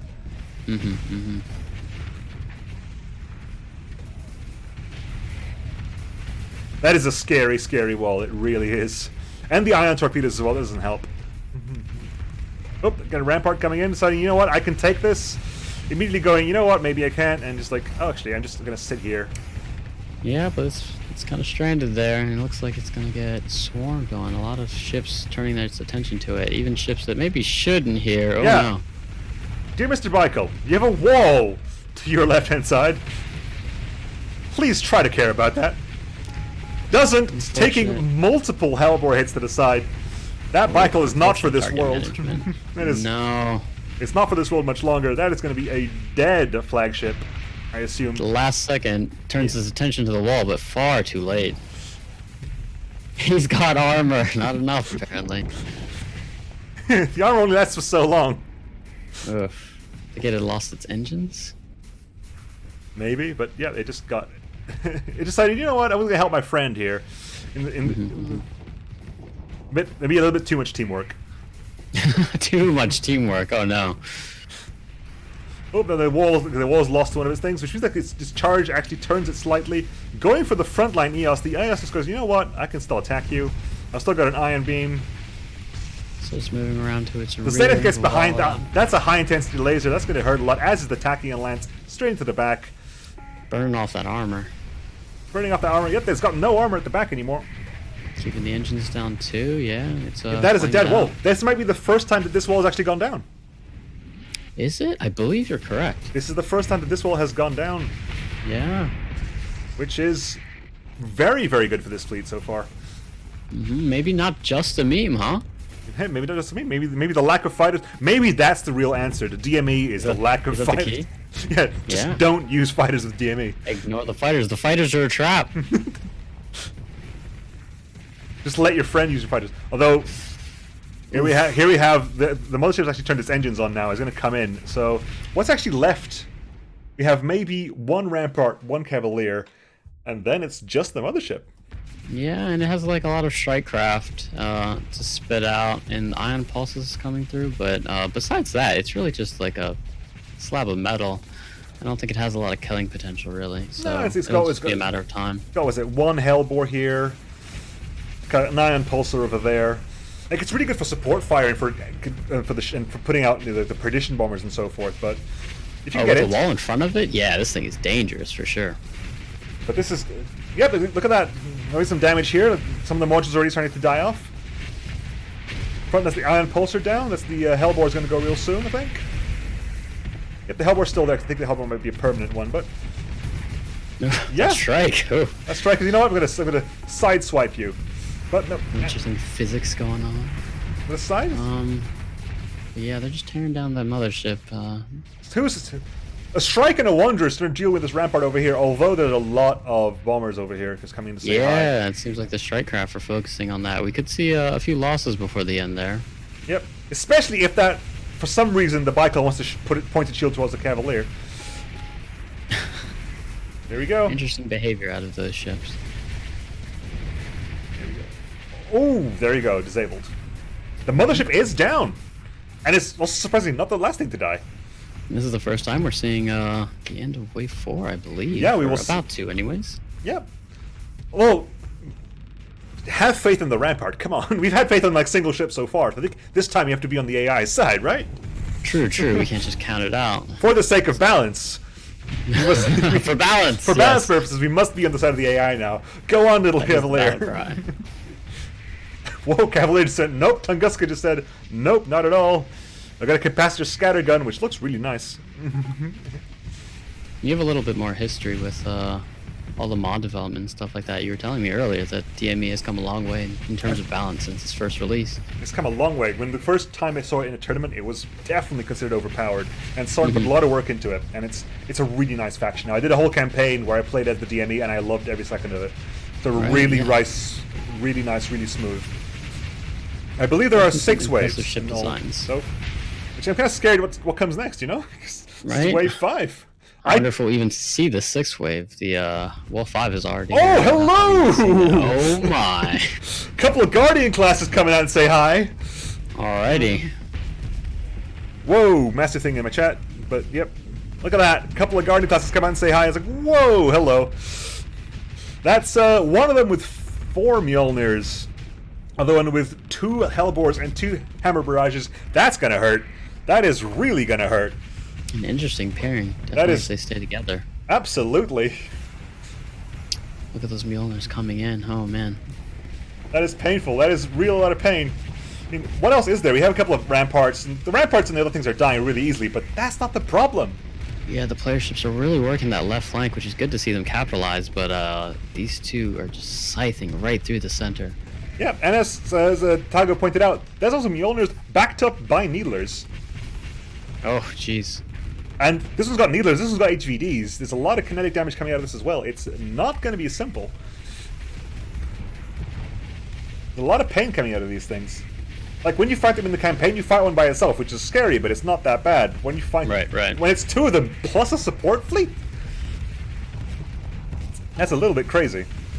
Yeah, Tartleflet not backing off at all. Always having surprises for us. Yeah. Certainly shown one here. I'm curious to see how the player fleets even manage this, if they can. The Zenith is like, no, I want to fight this, but I'm almost at like maybe 60%, 80% hard flux. I can't keep my shields up any longer, and that is 4 Mjolnirs firing into my face. Yeah. Meme says, what the hell is wave 6? I don't know. Maybe 4 of them. 12 Guardians, as Jimmy suggests, maybe. Oh, yep. F for the Zenith. The Zenith did sterling work. F for the Zenith, absolutely. That was a really nice Zenith. We can only guess and shake in fear. Ooh, absolutely true. Foreboding. But yeah. Spore ship. I'm guessing spore ship. Is that what your bet is on? Pretty good bet. I'm guessing absolute spore ship. But I'm not sure if we'll make it here. They're really struggling. Yep. Oh, okay. That's the Tonnerre down. Decent fighter barrage looked like it was coming in on the Guardians, but actually the shield ate a lot of it, looks like. Yep, and this one's taken about 25% hull damage. The other one's still virtually untouched. Yeah. Has suffered a smidgen of armor damage here and there, but... Enemy fleet, or the player fleets, have definitely taken a bit more than 25% damage on the hull, though, so, yeah. Oh, they managed to flux out the Guardian! That Guardian's currently fluxed out! If only someone could capitalize it, do the damage.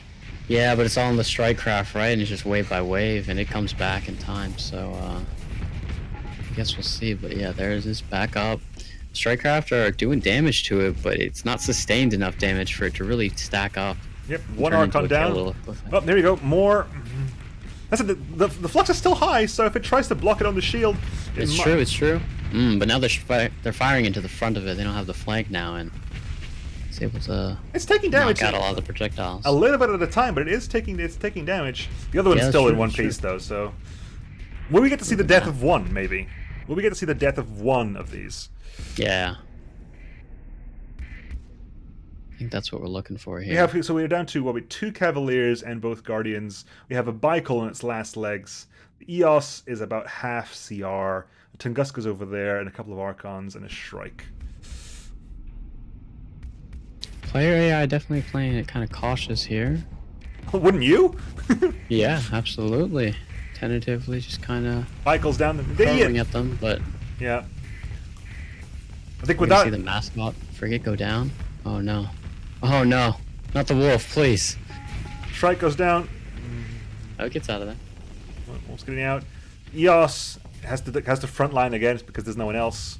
I think once the EOS gets caught, it's just dead. It hasn't even seen these ships, I don't think, yet. Nope.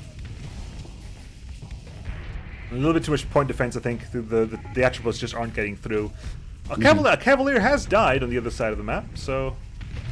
But there you go. Look at that. Look at that mast.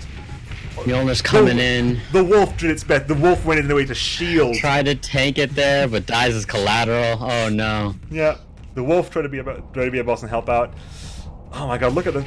Also, huge props to I think it's the trailer moments mod. Yes. Yes, I believe look that's at Nia's. Look at that. The visual effects of the Mjolnirs are fantastic. Of all the projects, the Mjolnirs specifically look really nice. Like, massive props to Nia because that looks really awesome. But yeah, wave 5 though, so good. Yeah, I have an idea now. What the bar has been raised, huh? The bar has been raised. The bar has been raised. Absolutely, positively. Really need to see DME's thing kind of is they have interesting carriers and strikecraft, so the no fighters needed fleet definitely creative and also effective apparently. Need to see. Yeah. Right. So next we have. Where is it? It's over here. Yeah, that Mjolnir strand did look beautiful, didn't it? Yeah. That is Mjolnirs are nice anyway, and that mod just makes them look absolutely amazing. Here we have Snarashas. With the mid-tech, the vanilla plus SWP mid-tech, with using a Victory as the capital ship, and I love the Victory. It is a beautiful, beautiful, beautiful battleship, and it says if I die I go Alt F4. So I'm expecting that if this dies, Snarasha just leave chat, just go away. Victory or nothing. We have here a couple. So basically, all the points pretty much spent on the capital. Pretty much every single point spent there because you have maybe a couple of drovers with partisan wings and a single kite just for Delirict. What are the launchers fitted on the drovers? Are those hammer barrages or reapers? Those are swarmers. Not barrages. Oh, those are swarmers. Those are swarmers. It's got 4 swarmers. It may work. It may work. That said, that is a scary, scary Victory. A lot of 4 Inferno Mervs, 2 Hellbores, plus like the built-in cannons it's got at the front, plus a couple of Aegis flat cannons at the back, plus 4 Heavy Needlers, a couple of Echoes casters for some hilarious PD work. This is the first time we're seeing somebody just kind of go all in on one ship, really. Yeah. Yep. Flagship. Yep, flagship, and this is it. Victory or nothing. And here we have Skypion, Azure Skypion, Admiral Hibiki in chat on the ORA with a couple of Revelation class heavy bombardment cruisers with shield projectors, invocation launcher, choir emitters, and recital delivers. I do like the ORA design. It's a faction that does broadsides beautifully well. Yeah, really interesting design with that Xeno Warfare and the way that it actually plays into the gameplay and as far as how you fit the ship. It's really neat. It's really unique. Yep, again, it's a mod that Tartiflet made, and again, some really nice design and a lot of work to figure out how the AI of the game works to help make ships actually want to be broadside on. Because the inherent behavior of a ship is to want to be dead on. But nope, he went and figured out how to make the ship go broadside on, and they do, and it's beautiful. It's very, very nice. We have here invocation launchers, recital delivers, shield protectors, choir emitters, salamanders, and a wisdom fighter wing. And we have here a Snarash's Heresy Destroyer, a couple of mini blaster arrays, 3 tac lasers, 3 mini blasters, an asymmetric loadout, which means you're actually punished. Aren't you? Yes. Or in Xeno Warfare design, asymmetric loadouts are actually punished by the Xeno Warfare Design mod. So, interesting. I believe it is a penalty to maneuverability. Maybe. I think it might be a penalty. Yeah, which is interesting, yeah. Absolutely. Let's get right in it. Again, I'm going to speed up just while we get started until combat happens. But yep, that is the victory. It's all going to be about the victory, I think, definitely for the mid-tech side. The ORA spread the points a little bit more. Mid-tech has gone, you know what, you get some fighters with the drovers, but it's all about that victory. It's all about a strat like this. Yeah, you're investing a lot in the AI kind of properly managing that one ship, and especially for your allies' AI to come and support that flagship properly, because it could die the same death that like the wall does, for example, in a lot of rounds where it just kind of gets surrounded and outmaneuvered. But yeah, we'll see what happens. I love the visualizations of the invocations as well. You can just see the occasional like arc burst. It just looks really nice. It's an interesting weapon. Also, interesting enough, we have here a couple of the, I think they're called, the elevations. In a faction all about the broadside, the elevations are specifically ships designed to be head-on. They're just designed to be... That said, that elevation is being kind of hit by a pair of Cavaliers pretty much consistently. It's getting pushed back quite a bit, and it's actually quite flux high as well now, so... They might flux out before the end of too far. Because Aura's being very, very, considering they're quite resilient ships, they're being very, very reticent and not willing to go forward. Quite tentative, but it is the first round, so they're just kind of stretching their legs, perhaps. Yeah, trying to figure out exactly what they're dealing with. Seeing the victory just kind of wait in there. Interesting target priority, but yeah. Yeah. You know what? I'm just going to put my point defense lasers on the side of the thing. To hell with everything else, only need point defense lasers to attack this berserker over here. Sometimes just says, I regret nothing. Except the victory. Where is the victory going, indeed? What is that cat? What is it doing? The kite has gone down, sadly, so the meme kite has just gone down. Oh no, already. Already. Another mascot lost. Is this the bottom of the map? They're getting pushed down really far. Yeah, they got pushed down really quite hard, which means they've got a bit of a front line now, but the victory is... I'm not sure what the victory's doing. It has turned to face now. So... Yeah, for a first round, it's kind of troubling to see, because, I mean, I don't think there's any risk at all. Oh, there's the victory doing what it's supposed to be doing. It's just... There we go. Just laying into that rampart. Yep. That's the whole point. And also using the maximum velocity, which is kind of halfway between a burn drive and like forward jets. It actually lets you fire at the same time and keep your shield up, so you can just charge forward and actually still do a thing. We are seeing the AI kind of struggle here with just like how to... We're seeing like problems of efficiency kind of here, right? Like these ships are kind of struggling just with even the first wave to get the kill. They're just kind of kiting a lot and not really dealing with it efficiently. And when you're facing the more aggressive later waves, this kind of strategy isn't nearly as viable, especially the SO wave. I think it's definitely a lack of numbers here. Like power isn't everything, and you need a lack of numbers to stop yourself from being swarmed. And I think in later waves, that victory is going to get swarmed. And the AI does factor in positioning a lot in the decisions it makes. Yeah, if you just don't have stuff out on the field, it can affect the way they perform on the whole. Vicky says, I may have put in too many cruisers.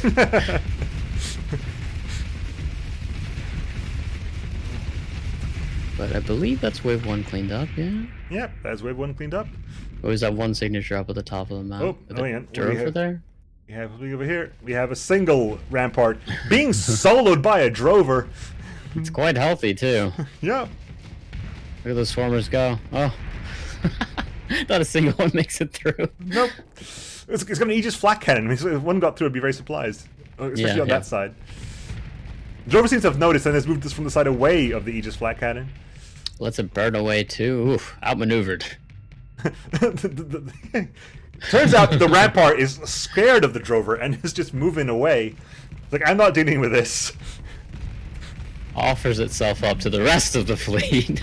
Yeah, pretty much. It's like, I'm not going to get killed by a drover. This is just demeaning. Someone else, please kill me. True. It is a matter of honor at this point, right? So anything else, not anything else. The drover's still coming though. It's like, I want the kill. This match is between you and me. The drover knows what's up.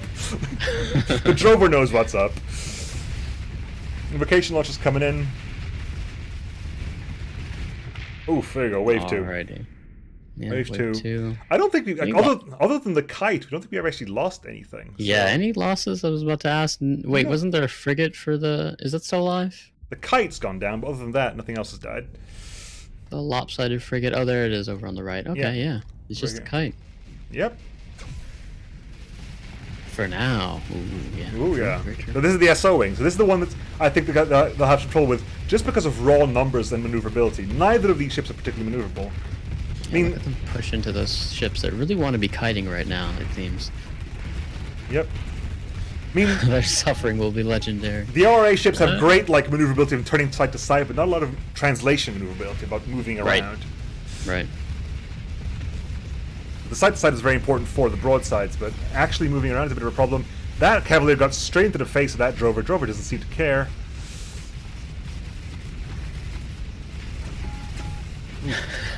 Interesting seeing they got properly pinched. They got properly pinched.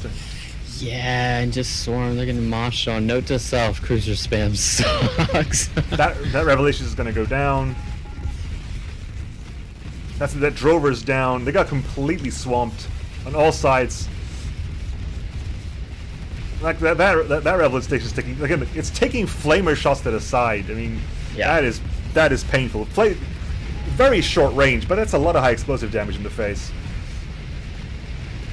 I think we're going to see at least one cruiser go down here, but I don't know. The AI might just back off a little bit too much. One already did. We already lost a Revelation to this. No, that's true. We lost a Revelation to this, and that Revelation is really low. That's gonna go down real soon as well, because it's got no flux to spare. Yep, just eats the flamer. These elevations are, again, taking a bit of a punishment. It's the lack of numbers. Like, the victory's, anything it attacks dies, but the victory can't keep focusing on all the targets at once. It's got too many targets for that victory, yeah. It's a front-facing shield. It's not an omni shield. It's a front-facing shield. This is really a testament to, kind of the design, the ethos of Starsector, as far as, how the fleets are to function. You can't just have the one, well, it's difficult to make the one big ship work, right? Because it is an entire fleet. It's a body with, maneuverability is a factor, and this victory is getting pretty severely outmaneuvered. It can't do it all on its own. Srasha in chat telling me to Alta 4. Sadly, I can't. You'll have to watch the victory die. Look at that. It's getting, anything it faces dies. This is not a doubt. The amount of high explosive damage that thing could put out in the front is insane. But it's just not enough. It's not enough. Not on its own. You need a support fleet. And that combined with another player going so heavily into cruisers, just lots of big ships and not a lot to keep things off of those big ships. And we're going to see a death in Wave 2. Yep. There's a shame. It's a very big shame. But it's not a lot of ships. So it was fun to see that victory. Yeah, I do like the victory, but it needs support. Like all big ships, I don't think there's a single big ship that can just live by itself, other than perhaps a Paragon. I would have liked to see that paired with the BlackRock, for example, but we have to move on. Yeah, we have to move on. It is already 10:30 for me, and we're about halfway through, which is about where I wanted to be. So we're doing all right. We're on pace, right? Yeah, we're on pace. Since we sped up, we're on pace. Right, and next we have Blowthorn, exactly at 450,000, which I always like to see. I like to see specific numbers. Wow. Yep. Look at that efficiency. Yep. Efficiency is all about the efficiency, and with the Shadow Yards Reclamation Authority, and paired up with Tufted Titmouse, using the mid-tech fleets. Oof, the Conquest. You love to see it. Yeah. Alrighty. And I think here's again, we've gone differently. There's still a big ship on both sides. We have here the Charybdis, which you can never discount. It's a very good ship for SRA. It's a very good mix of a carrier and also a decent frontline ship. But again, gone heavily into carriers. So you have the Charybdis as well, and 3 Sargassos, all the same build. So yep, 1 Shikomi Elite Wing, 1 Kapesh Bomber Wings, and Tactical Laser in the CPC. But it's all about the Shikomi Wing and the Kapesh Wings there. Yeah, lots of Kapesh. And again, 3 Kapesh Wings in the Charybdis, as well as a Storm Blaster, Wave Pulse Cannon, Salamanders, and CPCs. I'm really curious to see what the Conquest fit is. There's a lot of ways you can fit the Conquest. that's subjective, I suppose. But Yeah, yeah. I think we've What do got we have? Devastators? quite stunned. We have a couple of Devastators, a couple of Mjolnirs, a couple of Trebuchets up at the front, Paladins at the Alrighty. sides, and a Partisan Escort wing because it has a converted hangar as well. So interesting. Interesting. Yeah, And- the Conquest is a neat ship for sure. Yeah, and dual flat cannons as well, which is very good. PD. I like it. I like a dual flat cannon a lot. It's very nice. And then we have a Heron. Oh, with- my favorite ship. I love this ship. There you go. Everyone's got a favorite ship. I think for me, I believe it was the Falcon. I believe was his favorite ship. But nope, the Heron is a very good ship. And yeah, a couple of Capesh wings, a Thunder, lightning guns, and just PDs. It's basically staying. Just lots of PD. Yeah. Staying at the back and just being a base for the Capeshes, which against the Derelicts will do a lot of damage. Ideally, right? But the Heron tends to have pretty aggressive AI, so we'll see how that pans out. Point defense drones on the Vulture here with a couple of Typhoon Reaper launchers, a couple of Arbalests, and a Heavy Blaster. Remember the first few turns we had like 30 viewers? I know! I'm in shock. And then you have a couple of an aggressive Hammerhead, which I believe has Lots of heavy different needlers fits on the Hammerheads, yeah. heavy needlers, railguns, annihilator rocket launchers, and light dual machine gun. So kind of kinetic with an annihilator rocket launcher to back that up. Here we have heavy mauler, hypervelocity destroyer driver, hammerheads, and ion cannons. And here we have same again, and again we have a partisan on the Conquest, 2 Capeshes, and a Thunder. All in the Heron, yeah. So they've gone a little bit wider. But again, it's cruiser, capital 3 destroyers, whereas we've gone cruiser. Again, we didn't actually point out, we have a couple of Tartarus heavy line cruisers here with storm blasters, wave pulses, harpoon pods, and CPCs. Like that's a lot of damage, and it is a Tartarus. It just goes to shield. It goes into siege mode. She just improves, just stops moving, but it just gets a lot of efficiency. So, which is always very nice. Also got an ITU, so the ranges on those things are going to be really nice indeed. Let's see how far Capesh spam can get us. Because Capesh spam was meta last tournament, or the tournament before. Oh, yeah? Oh, yeah, because before they were nerfed. They were nerfed specific because of stuff like that, because it just hurt like crazy. We got link cam, about, and let's see things speed up until the fight arrives. A late arriving fleet this time around, I think, because no one went specifically further north. We can see the Tartarus comes in first. Storm Blaster firing out as a PD weapon, interesting. Is the Storm Blaster a PD weapon? Didn't think so. It is fragmentation damage, so it might be a PD weapon. And predictions are the new power bomber, this is true. Ooh, the Hammerhead getting stuck in there, but the Conquest in the backup. Conquest, slow, methodical, but very nice. Storm Blaster is PD and great PD.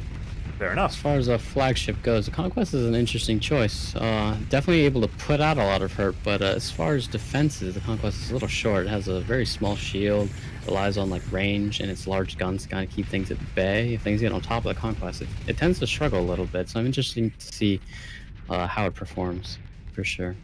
It's a neat ship. Yeah. Mad drop table ship name. This is a ship called drop table ship names. Oh, brilliant. Sanitize your data inputs, folks. Sanitize your data inputs. Ooh, Sargasso gets a bit of an overload there. 2 frigates. Oh! Oh! Oh my god, that Sargasso took a lot of punishment. That Sargasso took a lot of punishment. It might even go down. It might go down because it's about to overload. Missiles coming in. It's high and oh, wow. Once Sargasso goes down... They're very fragile ships. They're fragile ships. They're not supposed to be at the front. This is kind of the thing with letting it all into the AI's hands. The kind of fleet that a player might manage versus the one you just leave completely on autopilot is very different. Yep. So I guess the Rampart's just running in and saying, you know what? We're a bit emboldened by that kill. We're just going to go there and do damage. Right? Blood in the water. Yeah, they can smell it.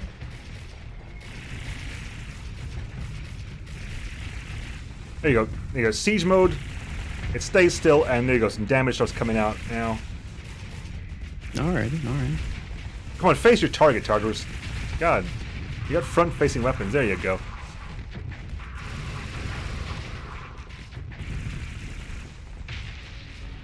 Conquest just turns around every once in a while and says, you know what?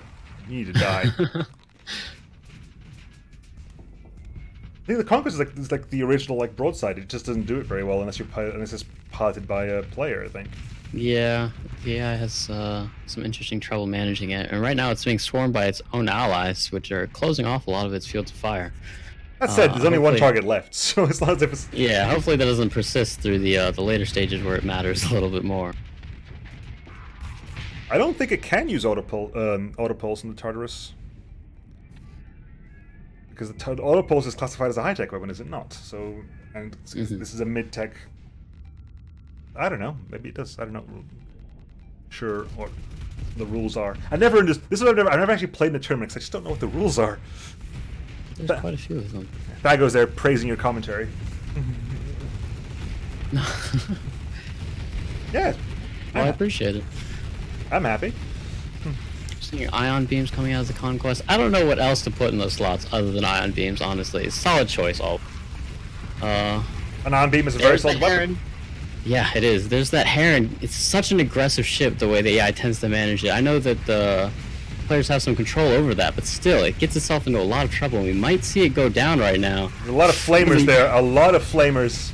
Yeah, the SO fleet just kind of jumping on top of it, putting out so much high explosive damage, and its shield. Again, a lot of these midline ships have a shield that isn't able... Oh, no. Oh. You hate to see it. That was painful. That was painful to watch. F in chat, folks, because that was painful to watch. Big F for the Heron. That was actually painful. Yeah. I think the Charybdis is doing the same thing. It's like, you know what, I'm going to go in there. It's got a bit of a better shield, but it's still... It's far more maneuverable and much better shield, right? So it's able to weather it, but its flux is high. It's also getting kind of ignored. It's in the middle of everything, but just kind of gracefully flying through without any attention really paid to it. Comes back, rejoins the fleet. Hey guys, what's up? Yeah, absolutely, yeah. Oh, but that was... See, the Heron and the Charybdis did the same thing. But the Charybdis can do it better. It can get away with it, right? Yeah, the Heron cannot, unfortunately. That Conquest, I'm really wondering what it's doing. It's fit fantastically as far as I'm concerned. I think that's a fantastic fit for it. Yeah. I think that it's a really good choice for this fleet. But the way the AI is managing it, unfortunately, is really not taking full advantage of its capabilities. Hammerhead goes down. That's a Hammerhead again, bullied by a Cavalier, the Rampart, and Bastion. I think we're going to lose another one here. Yep, that's going to die. The Flamers, really short range. Can I just bring attention to how beautiful the vector thrusters are on the Shadow Yard ships? Shadow Yard ships thrusters are amazing. If you haven't seen this before, the vector thrusters on the Shadow Yard ships are absolutely beautiful. Again, Shadowy's work is absolutely glorious. Every little faction has like these little touches here and there that just make them amazing, and it's really nice to see the creativity of the modding community as far as what they're getting away with, and the shader tweaking, and just like these kind of overdone special effects and everything with the vectors. Not overdone, perfectly done, really. Yeah. Yeah. Oh, Wave 3. We weren't entirely sure this was going to happen, but the Conquest is still there, going strong. It is. Interested to see how it deals with these strike craft. It does have a decent bit of PD with those Devastators, but Devastators and the Devastators is a burst PD basically, and the flat cannon is in the background, consistently just shooting things down. Right. And yeah, it seems to have dealt with the incoming waves pretty well, and will probably continue to do so. But yeah, again, we can't just have the one flagship kind of do all the work. The rest of the fleet has to support it, and so far doing a decent job, but every wave we're seeing a consistent loss of just a few destroyers here and there, so the fleet's getting depleted. Yeah, like a lot of the issues with the tournament is you have to play for the long game. You have to expect it's an attrition match. It is definitely an attrition match. It's the long war for sure. Combs needs to wake up at 7. Combs, don't go to bed. This is more important. Eyeballs, a pylon kill. I must have missed it. Clip it. If you can't, things like that happen, just clip it. Yeah. No, they seem to have taken a breather. The lines have formed again. You can see here, stop here. The lines have formed again. There's actually like a front line properly. Yeah. And they were like, you know what? It's gonna just reset. Just take a breather. Just take a breather. I'd like to see some of the ORA AI applied to the conquest to see how that alters the way it performs. 'Cause, yeah, it still wants to be facing forward. It seems like sometimes. It's interesting. Did I say Long War? Yes, I did. Mech Crush. Parnassamine. I don't know what the young kids say these days. Look at the Capesh one. Those Capeshes are. Again, what you want, what we're clearly waiting for here is basically something to get overloaded and then get the entire Capesh barrage stuck on it. Because that wall hasn't really been a factor just yet. They're getting kited pretty hard. The wall is like, you know what? I don't need to join in right now. Right. I was like, you know what? It's fine. Then that'll happen, and the wall's going to go, burn dry. We just ram the Tartarus off the bottom of the screen. Because the war... If it gets on top of the Conquest, it's going to struggle pretty severely. That's a lot, and the Conquest is not burdened with an overabundance of defensive ability. It doesn't have like a great flux capacitor. It doesn't have a great shield. Oof, I'm worried. I was saying, what was I saying? I have no idea what I was saying. I don't say a lot. This is whatever I say when people when people comment on my videos. Always put a timestamp because I don't remember what happened in the video like the second I finished recording it. I can't remember these things. Oh yeah, Capesh Swarm. Ah. Yeah, you were saying something about. There you go. I'm pointing at my screen, like as if you can see my finger. Pointing at the screen, like there. Something gets overloaded. Capeshes just come in and just do a lot of damage. Yeah, just like you said. That's the point. Like that's the dream scenario because a little rocket, one of the rockets is nothing, but they're basically flying around with multiple annihilated rocket pods stuck inside them. And as we see the AI fleet kind of spread out and get separated a little bit more, that'll probably become more likely, and it will be how this fleet kind of progresses. That said, they got to deal with that wall. Mm-hmm. The Charybdis is now showing some wear and tear. They have actually surrounded, I believe, pretty much. Yeah, kind of, maybe. They're not really counting that over here. I mean, that's... yeah, there you go. Yeah, I think smartly, the player fleet's AI is avoiding the wall and the rest of the stuff, because they know they don't have to. They outmaneuver it pretty severely. Like, this is where you want the Conquest just wake up and go sit behind the wall. Oh, look at that! Nice barrage over there. No, nice barrage over there. Capesh barrage. You want those to keep happening. You want the consistent, like, 6 Capesh wings just to come in and do it. All at once, right.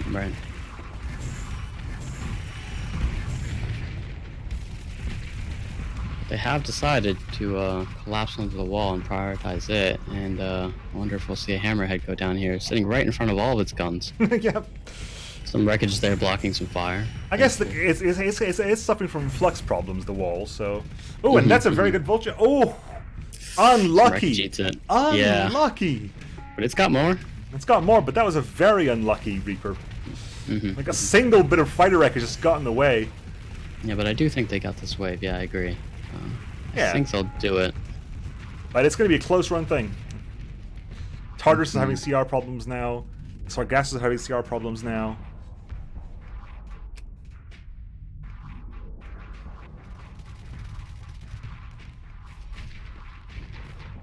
What's actually happening elsewhere? Because pace has kind of slowed down, I think. Yeah, they're very spread out. I'm going to speed up this up a little bit more because pace has slowed down. I want to see what happens with this wall. Because they're not dealing with the walls, you know? They're just not... The vultures run out of Reapers now. All the Reapers... What we were talking about a few matches ago is that there needs to be some kill potential there, right? There also needs to be that efficiency, not just being able to weather the storm and survive. Yeah. The kill potential was in the Reapers, I think, and it just did not fire them at the correct targets. And they're probably depleted by now, right? Yep. There's only 6 in each launcher, I believe. Pretty much. The Vulture is out of missiles. The Charybdis is gonna die to a Gauss, right? It's a Gauss cannon. Wow. It's just getting picked on. Oh! Yeah, just plink down and that's it. It is a kinetic weapon, but it does a lot of damage. If you haven't got armor, it hurts just like everything else.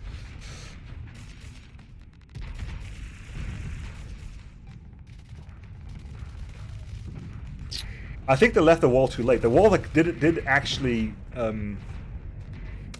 It exposed itself, the back wall, really, really quickly. And just no one capitalized on it. No one went behind it and actually just pressed the kill button. And I think on top of that, they just target priority in general. They're spreading their fire across a lot of targets, and nothing's just dying. That is a problem I have with the Conquest. The Conquest has a lot of weapons everywhere, but it has a hard job pointing a lot of them at the same target. Yeah, look at it struggling right now. Yeah. It seems like it wants to attack this rampart, but it just won't turn its guns, unfortunately. And it's getting swarmed. Yeah, the Conquest just won't fight. It's getting swarmed by a lot of by a lot of bombs as well, so it's like, nope, I gotta stop. Sargasso's down. The Emperor protects Sargasso. The Emperor protects. But they are just trading fire. No Reapers, so what is that? Just autocannons firing, and it's just slowly dying, unfortunately. Building up flux. It's a lot of hard flux. And it doesn't look like it's going anywhere either. Nope, staying there, just taking the hits. Where's the Conquest? Over here. Ooh. Now it's gonna have to take Gauss. It's got no flux. Just put your shield up and take the hits. What's its armor looking like? Pretty decent. It's taken a couple of hits like on the bottom, on the back right side, but other than that, it's pretty alright. The Hammerhead's gone down. The Tartarus is taking hull damage now. Battleships with carrier AI and carriers with battleships AI. Yeah, a little bit, honestly. I think it is quite possible that the converted hangar like flipped the AI on this thing. It is definitely trying to hang back, and I don't think it's working out. Input on that too, but yeah, I would agree that it definitely is behaving kind of like a carrier, oddly. It's now it's doing what it's supposed to be doing, but it's a bit too late for that now. It hasn't got the support it needs to sit in something supposed to attack. Right, but only because something flew directly into its flank, right? It wasn't even really actively creating that situation. And that wall has just barely taken a hit. It would have been maybe 50% on that side, but the middle section has barely taken a hit, as has the left section. I mean, it's just a very expensive light cruiser. Yeah, I don't believe that the weapon groups factor too much into this. I don't know if the mod changes anything, but I know in vanilla, the AI kind of just is irreverent of the weapon groupings. Yeah, the Conquest is just taking salamanders as well. Is it just the Conquest left? There's something in the top, yeah, at the top left, I believe. Tartarus just went down. We have a Tartarus wreckage over there. I see the wreckage. I think it's just the Conquest at this point. Sitting directly in front of a wall. Unfortunate. There you go. And the Conquest is not a particularly tough ship, as I've been saying, and yeah, it's just gonna go down pretty quickly, actually. If the rampart wasn't sitting directly in front of the wall, it would have been much faster. Yeah. Kills it with a ghost cannon shot, though. It's wave 3. Meme is like, this is why you test your variants, people. But sometimes it just happens. Sometimes the AI just is not on your side. Yeah. Yeah, and it was, as Chimney is saying, it was piloted really, really horribly, unfortunately, and that was a lot of the points for that fleet, and that's how that happens. It happens. And next wave is what really is this. It's what comes here, because to 4 is what he's stated. Wave 4 it is, of course, comes fleet with SRA again, and with DME this time, which is not what happened last time. Correct? Just making sure. It is good. You have not shying away from Strikecraft this time. In fact, both teams fully embracing the DME Strikecraft, which are quite impressive. Absolutely. We have 2 Charybdis, the same loadout. No, Insanity and Depression. Sad, but there you have it. Skinwalkers, Spirales, Wraith drones, auto hybrid blasters, capacitor auto lasers, actually employing weapons as well from both factions. And here we have Rafale 2 heavy bomber wings and a Wraith drone wing, and also the Diva Cass heavy beams, which also, like, again, it's not really advertised, I think, in the weapon description, but the Diva Cass heavy beams actually stop the target from moving, so very useful. Auto hybrid blasters again, Murties, and the Jongleurs ESAD pods. We have a couple of Lobatus destroyers, hybrid repeaters, multicast beams, and a lot of Morningstar. Again, has really, really nice, actually, thruster art, the Morningstar. one of the ships that really shows it off really well. Wraith drone fighters, skinwalkers, the Spirales, which have the chain guns and Itanos, and we have the Rafale bomber wings, which have the Hedgehog bomb bays. So proper bombers. On the DME side, we have the Maskirovska phase Spec Ops destroyers with capacitor scatter lasers and the Hellrider XRM launchers and multi-beamer nodes. Very, very nice. A Normandy, actually, because we have fighters. I mean, you are DME, make use of fighters. You have a Normandy with 2 Salterel rail drone wings, Rafale 2 heavy bomber wings, and a Harridan scout fighter wing, and another Tonnerre with some nice missiles as well. Yeah, so this is more what we'd expect out of DME for sure. It'll be interesting to compare kind of the performances. A lot of Strikecraft out of just both these mods, both these players. Interesting to see how effective they'll be. Absolutely. Let's go straight in. High quality ones at that. Yep. Again, Cum's going a little bit back on the points. Scalp Paladin humping in with getting everything else and coming out with a combined total of exactly 900,000. Nailed it. Nailed it. Efficiency.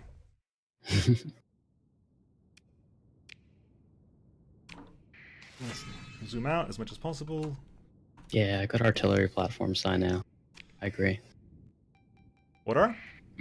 We're in the chat, Sinelli is talking about kind of the conquest and generally like how the AI tends to handle it, and it's just not a great fit for the way the AI wants to fight, right? Yeah. Yeah, just kind of commenting on it is a shame, really. Yeah. We've moved on to the Shadow Yards DME pairing and getting underway with the opening bouts. Initial missile barrages, strike craft launches. Hedgehog bombs come in as well. It's quite a good barrage. I mean, we have several frigates dying immediately from the derelicts. This first wave is definitely really strongly suited to the more kitey fleets that have strike craft and long-range weapons on it, kind of to keep them at bay. Look at those Harridans go. Look at that. Just flying around, shooting proper fighters as well as dogfighting beautifully. You really want to be efficient in this first round. Take as few losses as possible, clean it up as quick as possible, just get through it. I mean, all the waves, certainly, but this first wave, it's really unfortunate to lose like a frigate kind of errantly for no reason. And we don't see too many small ships out of either of these fleets. Yeah. It's a lot of destroyers and cruisers. But also the fighters, so the fighters should help spread out a bit of things. A lot of missiles, as Gal pointed out in chat, on DME side, and the DME has some pretty nice missiles as well. So yes, they do. I'm not a huge push the AI's point defense. Yeah. Certainly. I'm not a huge fan of the jongleurs myself, but the Hellriders are beautiful, and all the kinetic missiles. Look at all those bombs coming in as well. They're a bit slow, but if those bombs hit, I'm expecting quite a bit of damage to come out of that. There it goes. These are some kind of new destroyer from the SRA, which I haven't seen before, but hey, it's working. Yeah. It's just sitting there and with some 360-degree shields and with the cast beams, just sitting there and doing its damage.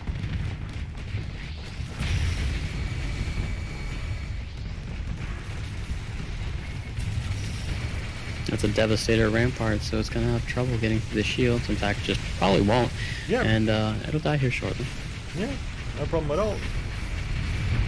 Oh, Maskirovska dies just because it just phased in to the rampart there and has exploded. Just hogging it, ate the full explosion. Completely unnecessarily, this death of a destroyer there. It's a huge shame. Because it wasn't even damaged. It just took the unnecessary death. Right. Shame to see the AI manage it that way, but it does happen. Something you have to account for. Yeah. Just went straight in there and sort of hugged the. It went in there for the kill shot. It just died. SO fleet, I think. Yes. Yep, the SO fleet, and again, stay away from those flamers. Those flamers have claimed way more ships than I was expecting them to claim. I'll be honest with you. A lot of pain. See their flagship carrier just backing off there. A little bit of Heron-like behavior there. Gets kind of close, then starts to back off. It's high on flux, but looks like it's in a safe place now. And they're cutting them back. The SO fleet is able to keep up, but it looks like their longer range weaponry is working to the player's favor here. Absolutely. Normally it's a little faster as well, which helps out.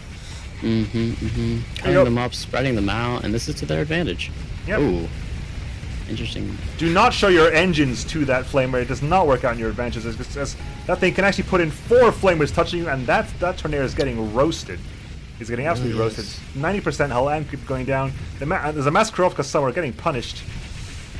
I can't see where it is, but it's over there. Look at that. It's got about 25% hull now. It's being very aggressive. It's a phase ship. It's having sort of the strike level of just getting in there and doing damage. Right.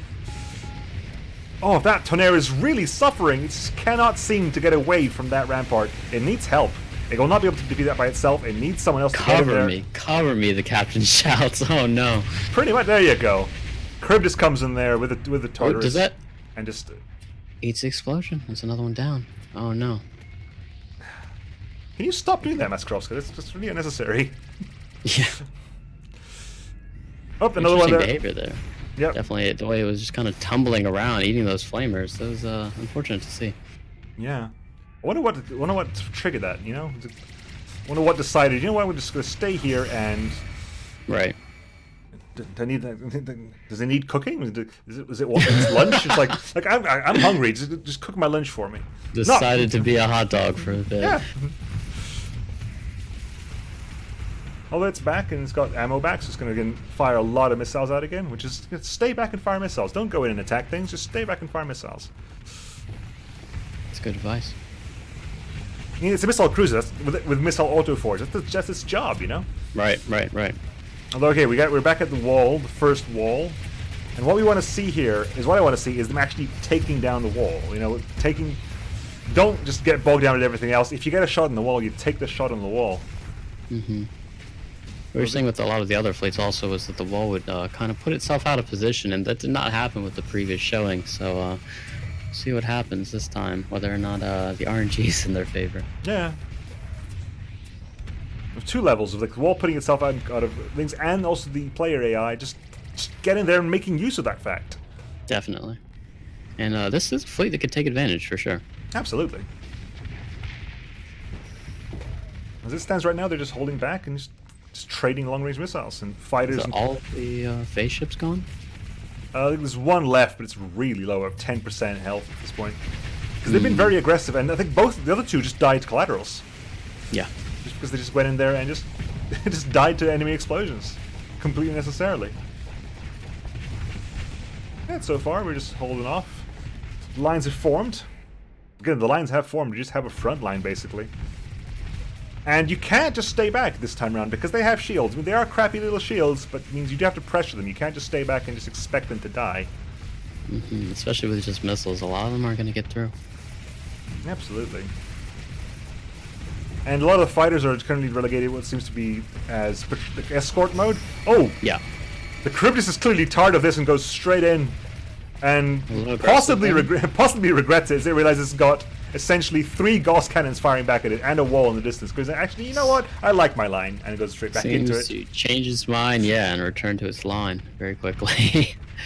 To eat those millers and railguns. Alright. Yep.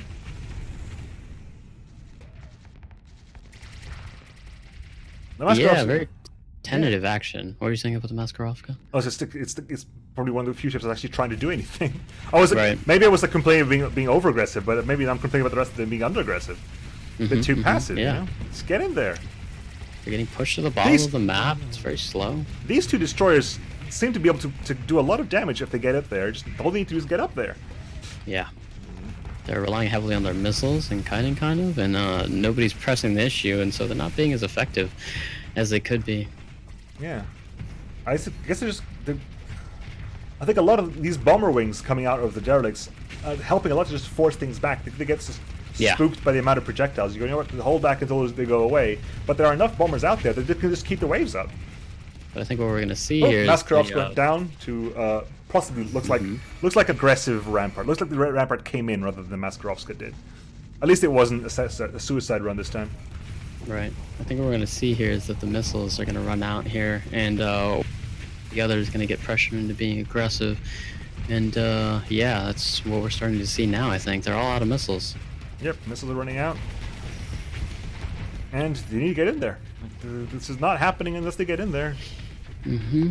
They're saving their strike craft, which is good. Definitely a smart maneuver there, and they're just jumping on targets as they kind of expose themselves, but still needs more, right? Yeah.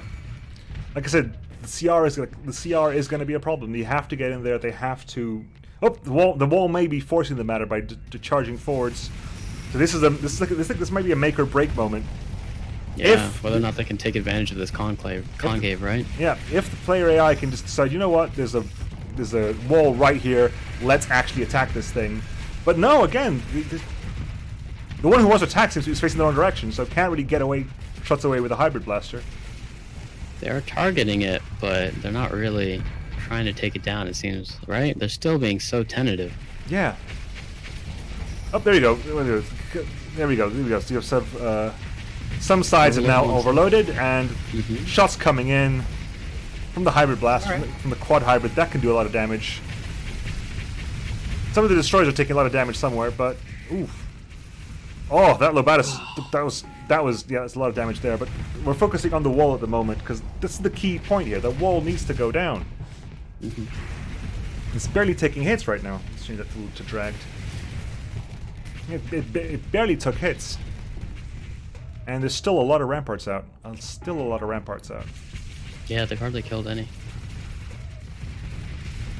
Because basically not a lot has happened. That side is fluxed out again. But as far as armor damage and like actual hull, like not that high. Yep. Because the Tonnerre has a lot of the kinetic missiles, which are basically beautiful, but it can't really capitalize on that because it hasn't got a lot of high explosive missiles. It's a very tentative fleet. No, that's a wreckage Tartarus. You don't need to attack that with your beams. That's interesting behavior for sure. Odd. Very odd.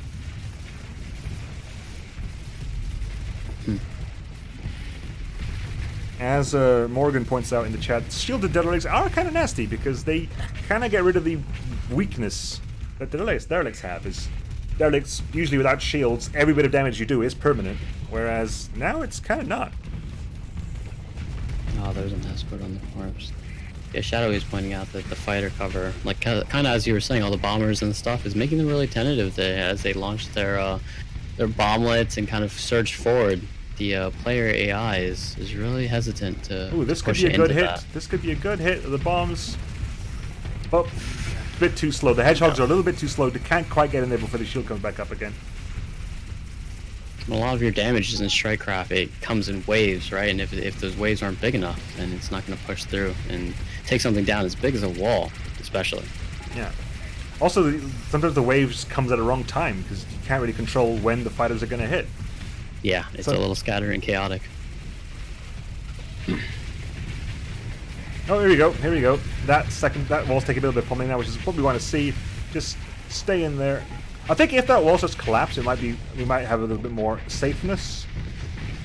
Yeah, I think if they can deal with the wall, then I think the rest of the fleet falls. They get through all the ramparts and everything, but it's really all about that, right? They're picking at the flanks and they're getting some of these ships, but it's really about this wall, whether or not they can deal with it in time. This Charybdis is now tired. He's like, you know what? I'm at 34% CR.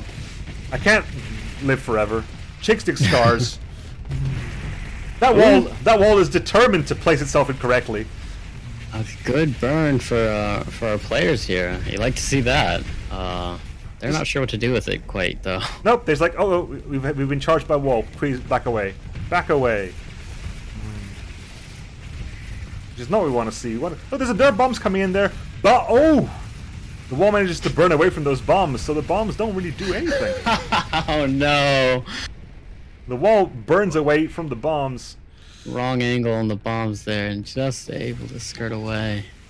But it does mean that it separated the wall out from its escorts, which its escorts were doing a really good job of protecting the wall. And now that they're separated, we can see the opposite of what we were expecting happening, and all of its escorts kind of fall off, and then eventually they deal with the wall, as a lot of the other fleets have been doing.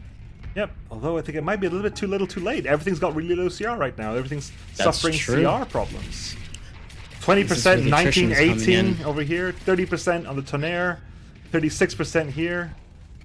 You have a very kitey avoidant fleet. You really eat that CR. That's kind of your biggest resource that you're going to be.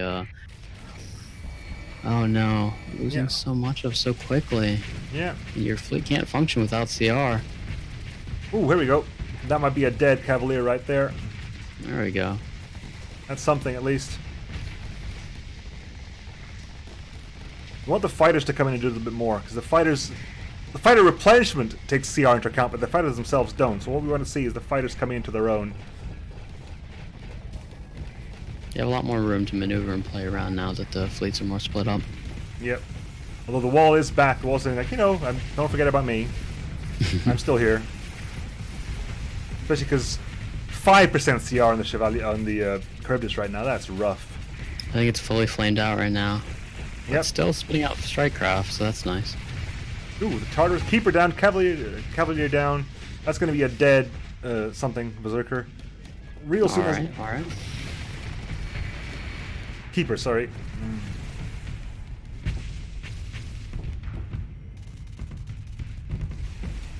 Yeah, 0% CR on the Charybdis, 9% of the Tenaire, 29%. With no CR, flamed out, in front of a wall is not where you. Also, the wall wreckage is actually working as a really good shield there, just taking the hits, because you can't do any more damage to that area. That area is damaged out. Stop hitting it. And get behind it. Attack something else. Interesting mechanics at play there for sure. Yeah, it's working to the wall's advantage a lot. The wall's just like, you know what? I'm going to use my crippled arm as a shield. I wonder if you can actually eventually just destroy the section completely. You cannot. Because you can do it with ship wreckages. But apparently that saved. I wouldn't say it saved the wall completely, but it definitely saved the wall a lot of damage. Because the Tartars had several shots in just on the side there from the quad hybrid blaster. Might be the death of the Charybdis as a result, because the ship wasn't able to kind of deal that killing blow, and it's still hesitant to engage. Yeah, I think it's really low on maneuverability and acceleration because of the low CR again. Okay. Interesting maneuver. Oh! Wall is just BMing now by just showing the backside. I haven't seen that one before. Yep. That's interesting. That wall literally does not care. It says, you know what, I can take it, I don't care. Ooh. I don't care what you say. I'm just going to turn around and just face. And it is going to take it. It's going to take it. This is going to stay there. They haven't got the damage. The Charybdis can't do anything else. The Charybdis is just too busy. Oh, eating all that Devastator fire. And though the ships that can deal damage are in front of it.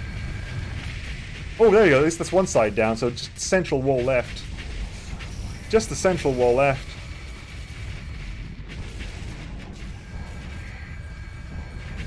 It's 2% CR left on the Tartarus.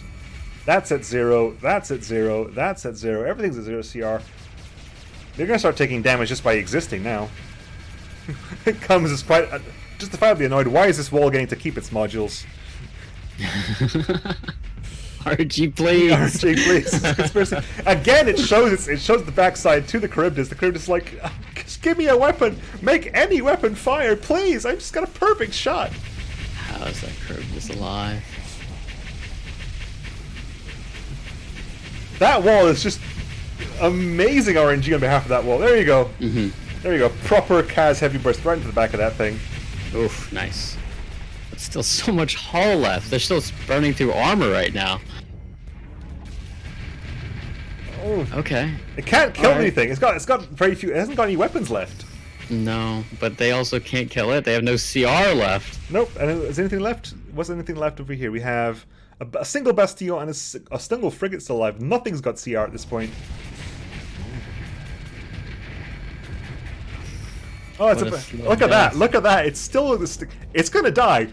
It's gonna be one of those things that this fleet is gonna make it past this thing, but it's gonna be by the skin of its teeth. I'm fairly certain that Charybdis is gonna die to critical malfunction before the end of this round. They come up to There you go. You can't do it. You just gotta that keep. chunk does come right off. You just gotta keep firing forever. That took so long. I've never seen that happen. Oh, there you go. The wall is down.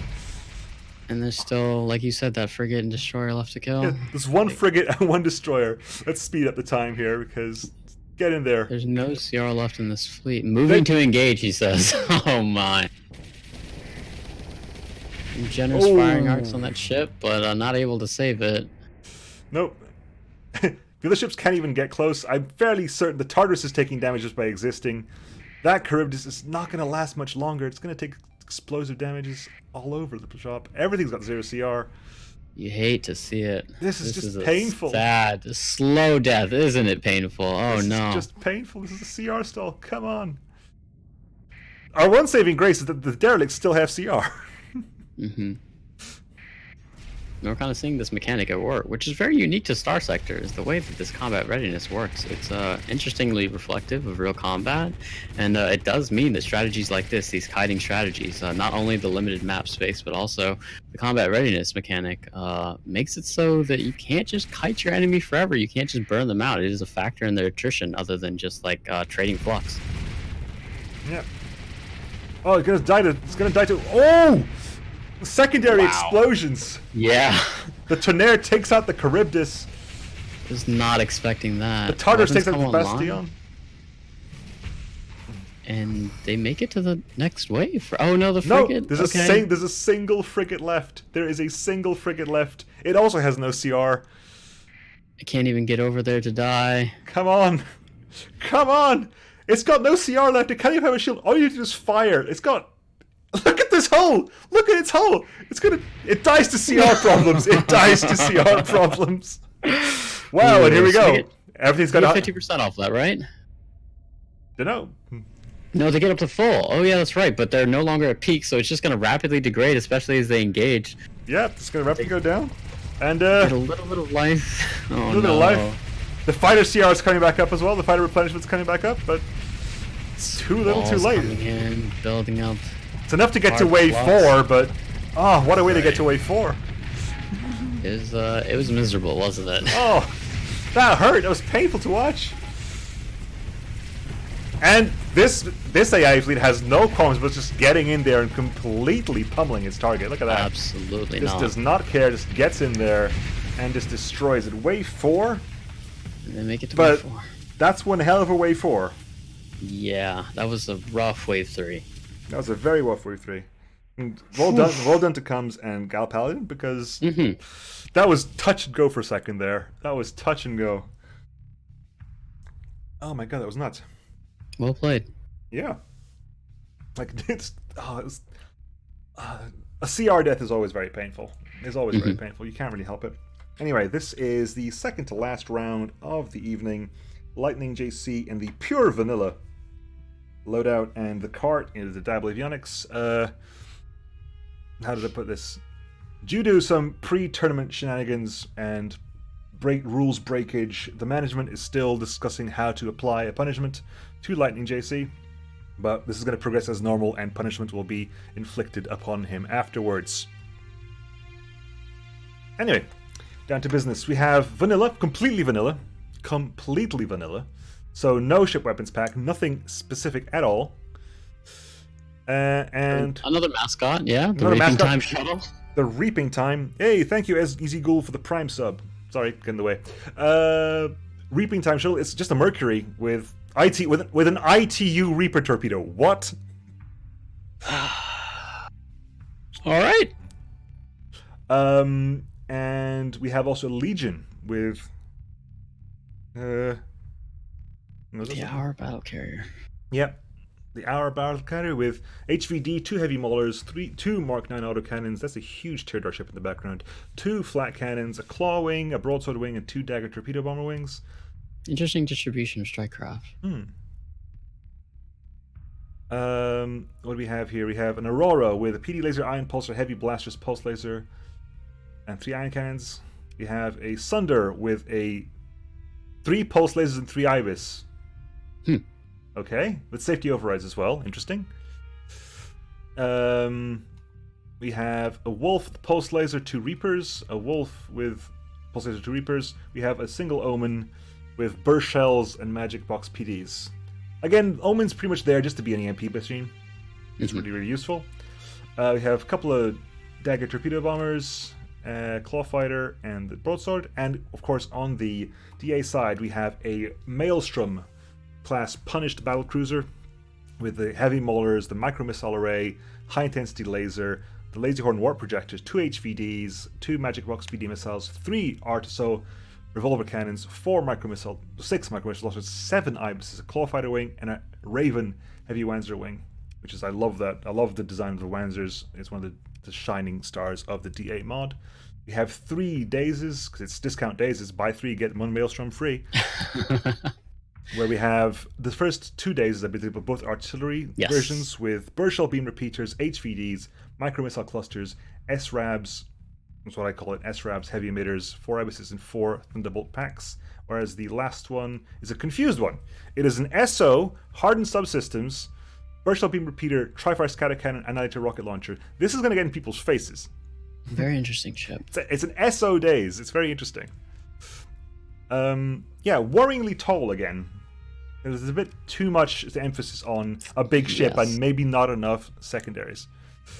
I think we are going to see the fleets get kind of overwhelmed, especially going to be worried about them in the SO phase. Yeah, because the SO phase is going to be... If they manage to get through the SO phase without too much damage, it'll be alright. Mm-hmm. Anyway, let's go straight back in. But yeah, always good to see the Maelstrom. Very exciting ship out of Diable, kind of iconic. Second to their Wanzers, of course. And that, zoom out, stock camera, then link that. Very unique faction with a lot of neat designs. Probably some of my favorite art out of the Diable and Neutrino. We're getting underway with the initial bout. Yep. First wave. This is the crazy SO days. Just going, you know what? Going straight in there, in the face. This could go poorly. Although it sure is confused. It has a decent bit of armor, but Diable in general kind of have under average in that respect. Yeah, but it went in there and just got straight to the face of a berserker and just killed it. So fair play. Yeah, seemed to work well. And now it's fending all that flux. It's just fine. Yep, that worked pretty well out for that. Yeah, we have the Maelstrom here. The Maelstrom's just beautiful ship. It's just very, very nice, very, very steady. Very. Also, of course, it has, of course, the little whatchamacallit. It can jump around. It has the stutter drive or whatever it's called, I think. Ooh, it took a huge EMP hit there, possibly from the ion torpedo, because this wave employs a lot of ion torpedoes in the first missile salvo. I think everyone fires their ion torpedoes and that's that done, but it can get a bit of a problem immediately off. Right. That daze is getting in there. It's working for the days. It's getting in there and it's working out. Like to see the micro missiles coming out of the Diable ships. Always very exciting. Yeah, there's that stutter effect. Yep. Bringing it forward. Kind of a pseudo phase skimmer. Yep. It's a capital class ship that can jump. I mean, what more do you want? Right. Morgan Rowe predicts that the Mercury will get a kill. Try and keep our eyes out for that. I think that's likely possible. Where's it gone? Reapers. It was at the top of the map for a little while. I want to find out. Where's it gone? Over here. There it is. Over on the right flank. Yeah. It's fired. No, it hasn't fired one of them. I wasn't sure if it's trying to find a very brave Mercury trying to get a Reaper shot off on a frigate. Nope. Okay, didn't get a chance. Gotta say that SO days is really doing work, so I'm happy about that. Definitely. Okay. Actually, this is some really solid shots coming out. Those days is actually working in really good unison there. It is only the first wave, but that was really promising, I think, don't you? That was neat. TIM Pongo took a bit of a hit of the explosion there, where the wolves, but that was it. That was solid. That was a very solid... Ooh! Oh! Mercury fires off a single Reaper, and it almost reaches its target, but... A bit ambitious, a little too early for that, maybe, but hopefully it'll plan through. Come for again. Yeah. Yeah, but this is nice. This is the SO wing. This is the wing that we are maybe a little bit concerned about. Right, especially considering their low numbers and those ships that they do have to kind of keep things at bay as like escorts, sort of, are pretty fragile. You have wolves and a Mercury. The dazes are taking the damage. The dazes are doing all right. Is this one of the artillery dazes that's in the thick of it? I believe the SO one is on the right side. Yeah, the SO one is up there. Yeah, up there. But they're taking it. They're clearing out. There's still... Ooh. Ooh, flamers up. You gotta stop with the flamers. You gotta deal with that flamers. I think that's most of that armor here. Very shortly, we'll start going into hull. Oh, there you go. So they have some problems now. Wow. But managed to back off. Managed to back off. Still in one piece. Got the shield up. Again, it can't really take that for that much longer. Yeah. There's a little bit of hull damage, but really weathering that.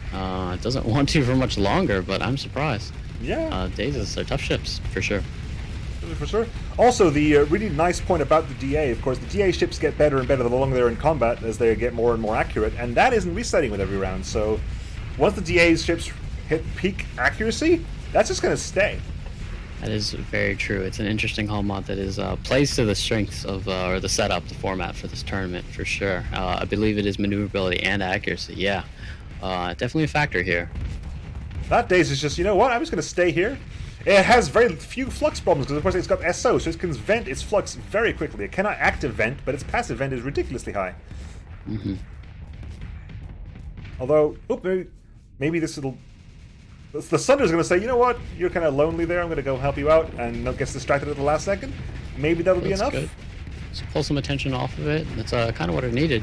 Just one target to deal with. Yeah. Rampart's going down. Ramparts are dying. I mean, we thought that we were going to have trouble. This has actually gone really smoothly for them. Yeah, I was expecting a little bit more trouble, but this is going The Sunder's still alive as well. The Sunder got distracted, managed to kite the Rampart straight into a sandwich between a Maelstrom and an Aurora. It is SO'd as well, so yeah. Sometimes the flux doesn't really tell the full story there relative to a lot of the other ships we're seeing, and same thing for this Daze. Yeah. Look at that. Look at that. The Wolf comes in and says, you know what? I can fight. I can fight. The Mercury has fired its forward Reapers, so we're not going to get a Mercury kill here. But look at hopefully that. We don't see any losses to ships getting too close. No, I don't think so. That was a really smooth wave too. Way more smooth than I was expecting. Credit where credit's due. Very promising. Yeah, I'm excited to see what happens going forward. Like a lot of problems with AI, they're not aggressive enough, or there's or they're too aggressive. I think the Daze has actually got a really nice balance of just getting in there, but also getting out when it has to. Yeah, for Although sure. I've opened my mouth now, so nope, it's getting out. See, it's backing out. It's backing out. No, it'll drop its shields if it needs to, and it still has plenty of armor. The AI is surprisingly good at managing the SO. Yep, wave 3. Confused Daze is reckless according to the cart. It's paying off for it. It's getting in there. It's doing damage. It's getting kills. We have here. Where's the Legion's just sitting back and just sitting pretty because the Legion's has got a lot of fighter wings to go for it, and that's its job. Just sit back and let all those dagger wings just do the job. The claws, of course, really useful at just keeping the ships just cancelled out. I mean, the claws just have ion blasters, just really just keeping those ships steady. When they're this bunched, the derelicts don't have much space to move. It's working out for them as well. They've established quite the line, though. It'll take some work to kind of unbunch them like this, and these SO ships on this flank are the ships that do it. They kind of are faced with a wall and they back off a little bit. Yeah. The AI is actually piloting this very well, and they're not really dealing with the wall, but they're taking out all the escort ships. The other thing we're seeing is this fleet is being pretty time efficient too, right? They're like a decent balance of aggressive. They're also killing their targets pretty efficiently. They have a lot of kill potential. They're also maneuverable. It's a neat balance. Wall has decided, you know what? I'm gonna be as reckless as this Daze. The Daze may suffer a little bit for it, but no, this is going to play into the Daze's strength, I think. Yeah. Managed to disengage. The Daze is sneaking around the side. A little bit, kind of. The Sunder thinks it's the Daze right now, so I'm not sure the Sunder wants to be there, but no, manages to get out. The wall doesn't have as effective an AI running it this time around. I think the wall's also kind of high on flux, so it isn't able to just like knock down that Sunder as quickly after already dealing with the Daze. Yep, that's also that's the 4 Tri-Fire scatter cannons there, which do a lot of damage if you let them just pile up. Kind of flux inefficient, but definitely powerful. Yeah, flux inefficient cannons kind of nullified by the SO. Right, exactly. It's a perfect fit. The SO is all about flux inefficiency. Thunder's gonna be some. Legion kind of get a taste of the action for not the first time, but hasn't really been this in the thick of it. Yeah. Keeps getting pushed to the back and kind of relying on his strike craft, which is kind of its job. It's a bit of a Battlestar kind of thing going on with the Legion. Definitely. Neat ship. But it also has 2 Mark 9s, 2 heavy motors, and HVD, so it can just get in there and do an appreciable amount of damage. Putting in those salvos. And the wall has a shield, but it's not a great shield, so if you just keep putting the kinetic damage into it, that shield will go down. Yeah. Oop, Omen's taking a couple of hits there. The wall went down before... I couldn't see exactly what it was, but that was very well done. It was a combination of the Legion and the Days. That was very well done. Say Cart's carrying as if like the high-tech stuff isn't doing its good. Both teams are doing very well here. Both sides are working out. I still want to see the Mercury get a kill, but... How many torps is it down to? It's fired its forward ones this round as well. It's got one in the rear, but I don't think it's ever clever enough to be able to do that. Yes, we were kind of afraid of the lack of ships, but no, it's worked out well. It hasn't really worked. Someone's overloaded. I didn't see quite what it was. Yeah, I missed as well. But yeah, those SO Diable ships are kind of doing the work that we were saying like BlackRock's many goblins do, just like by themselves. Just those 2 ships really, and a few frigates. Yep. Now, of course, this is wave 4. Actually, ooh, the Omen went down. We're actually quite at the top of the map. This is quite an aggressive spawn, actually, because they didn't actually get toward the back. They just stayed at the top, which means this may be a bit of a problem, simply because they didn't actually get a range reset. So a lot of the things that are attacking them are actually off the screen. And they won't be able to push into them, which for now they won't want to.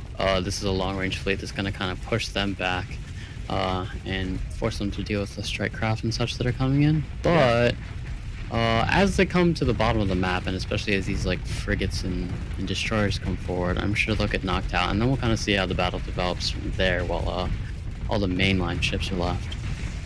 Ooh, the Daze is taking a little bit of punishment now, but it's backing out. It's for a reckless ship. It's definitely knowing when to step away. Right. Ooh. The Aurora maybe not so much. Oh nope, it manages to get out of it. It is a maneuverable ship. It's got plasma jets, so it can move around a little bit. Auroras tend to get themselves in a bit of danger, but are able to get out of it as long as they bite off more than they can chew, and not too much there. Yeah. Working out all right. Ooh, cavalry down. That Daze is like MVP for that day is just getting in there and doing its job and just hanging around and being clever enough to step back when it has to. Right. That's an overstated, that's an underappreciated skill sometimes. It's just the ability just to know when to stop. And you really need that in the AI, and sometimes they too soon. We were seeing that a lot with I think the last fight and 2 before that, where sometimes they're creating an opening but not really able to take advantage of it because they just don't see it quite like we do. Or alternatively, they see it better than we do and we just see it wrongly. But yeah, that too. Yeah. That Daze is quoting Bender as well. So it is. I haven't actually noticed that. Oh, this may be a little bit too much. Nope, it's still alive. Doing okay. But yeah, sat in front of a bunch of Mark 9s there, and the mothership, and did take quite a bit of flux, and thus had to drop its shields and eat a bunch of hull damage to those Hephaestus. Which you hate to see, but it's still in there. The Aurora just killed the Mercury by ramming into it with its shield, I think, so that's a bit of a sad end to the Mercury. When it gets impaled on the forward antenna of the mothership, oh no! The wall is down. It's a very early wall death for round 4. It is an early wall kill. That's... Did the Mercury kill the wall? Mercury got the wall module. Did it? The module, yeah. Oh, nice. Well done, Mercury. Your death was not in vain. Well done. What do you have left over here? It's a lot of ramparts, right? It's one rampart, one cavalier, another rampart there, and another rampart there. But the rampart just went down. Oh yeah. As soon as we looked away. Yeah, as soon as we looked away. That rampart's probably going to follow pretty shortly. It's kind of high out on flux, and it's got a lot of the aggressive ships on top of it, right? Yep. The Maelstrom is kind of solo juking it with the mothership at the moment. It's Also, taking unnecessary shots. I'm not sure why it keeps putting its shield down. But it's definitely just over there, just doing its thing. Mm-hmm. I mean, once it's got its... Also, because it's full of ibises as well, the Maelstrom, and when the accuracy is up and if it has ITUs, the ibises are actually pretty decent as just close-range weapon systems. I think so. Even though they are designed as point defense, they'll just get in there and do damage. Mm-hmm. Decent DPS for sure. Especially, like, yeah, bang for your buck. Definitely a good weapon. Yeah. And There we're they just are. gonna collapse on the mothership. Here comes the Legion. Legion's coming in. On action. Absolutely. This is working really well. It's a nice speed as well. Oh, that dazed me to be a little bit too close. I'm not sure if the mothership has the station. That's the blast radius, right? Yeah, because maybe I'm not sure if it has the station thing where the station's explosions don't actually do anything. I think it might. Oh no! We lose a wolf to slamming into the maelstrom there just from the physical contact. It survived the explosion, but that's unfortunate. Rough. There we go. But yeah.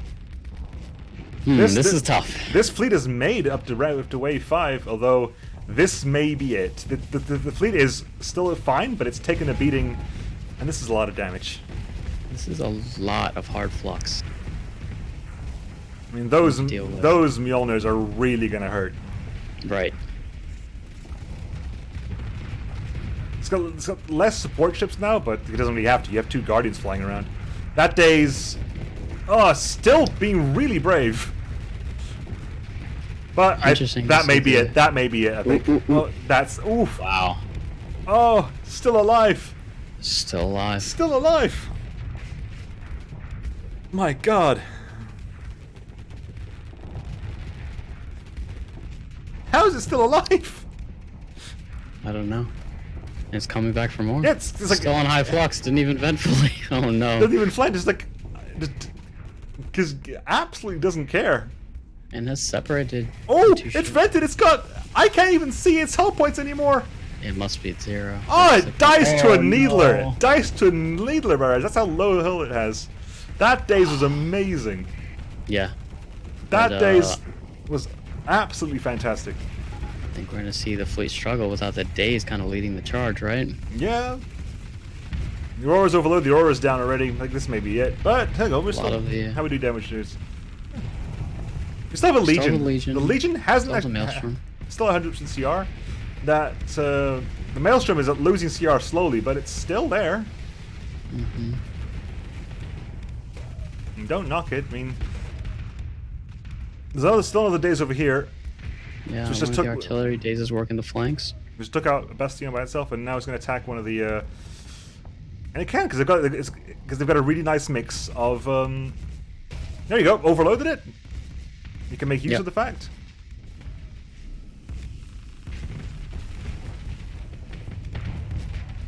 Oh, no, it's not too bad. It wants to get a little bit closer to be able to use the Mark 9s against this thing, but it might not be able to before it takes too much damage itself. Legion building up a lot of hard flux. Yeah. Now it's gonna start taking armor. It looks like its front armor is all gone. It's taking hull damage, but Guardian is also taking some punishment. Yeah, managed to pressure the flux enough on the Guardian for the Guardian to stop. That's like another day's down over there. Oh, such a shame. Mm-hmm. That Legion now is a boss of a ship, but it is 2 Guardians now, flying a lot of damage coming this way. Yeah, and it's kind of caught out, isn't it? Oh, look, Hammer Barrage. Ooh. Hammer Barrage there. There it goes. Just the Maelstrom left. Maelstrom. Sunder's still alive. That Daze is still in one piece as well. My experience, the Maelstrom usually is one of the last ships to survive in these sorts of things. It's a good ship. It's a very good ship. Resilient ship, yeah. Very smart. Smart, maneuverable. It's piloted, yeah. It can mount a huge variety of weapons with relatively decent firing arcs. It does suffer that its shield is literally front only, but because of the stutter drive, it can usually face its target quite easily. Yeah.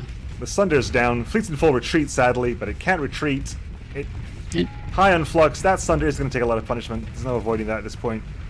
What we're seeing a bit of here, interestingly, is its low frontal profile is also working to its favor a lot. A lot of those shots would hit most other ships as they're coming in, but it's able to dodge some. As I say that, though, it eats all those Maelstrom shots. It'll find it easier to dodge if it's close up. If it's further away, the Mjolnirs can just turn to face. Mm-hmm. I think that days is still up. The artillery days is still up. It will survive, I believe. Oof. They really don't like the Yeah. that Raven. I don't blame them. Ravens are fantastic. Oh, look at that hull. Look at that hull. That is no hull whatsoever. Comes back with really low flux though, so is able to do some work here. Whereas the days manages to distract the Guardians, but it's high flux. It can't do a lot. It will sacrifice its life in the process. Yeah. But it's backing away. It's kind of kiting slightly. It's making it work for it. Yeah, it's not. It's definitely not lying down and taking it. I want to focus and do it at the same time, and I can't. Yeah. I'm gonna watch this one, but then the Maelstrom is gonna die. And oof. Is it gonna get out of range? No, I don't think it will be able to. Can't afford to take many more shots like this, though. No. Rampart Our flux is destroyed. really building up. Rampart destroyed. Yeah. That Maelstrom is still there. Still Flux is attacking. high, but now it's just got the one target. And yeah, it was able to get out of range. Will it be able to stay out of range is a different matter. But It's letting its flux go down. yeah. Oh, uh-oh, this may well be the end of it. Ooh, the low profile is working to its favor, but This still taking some shots. It's adjusting its fire. next one might do it. Oh, that Maelstrom goes down. If you click with the mouse, you can zoom out, apparently. Yeah, I think I zoomed out as much as I possibly can at the moment. You see? Oh, God, I forgot about that. Yes, it's right click. My bad. Crap. the seventh the seventh pairing of the days is I remember that right clicking zooms out.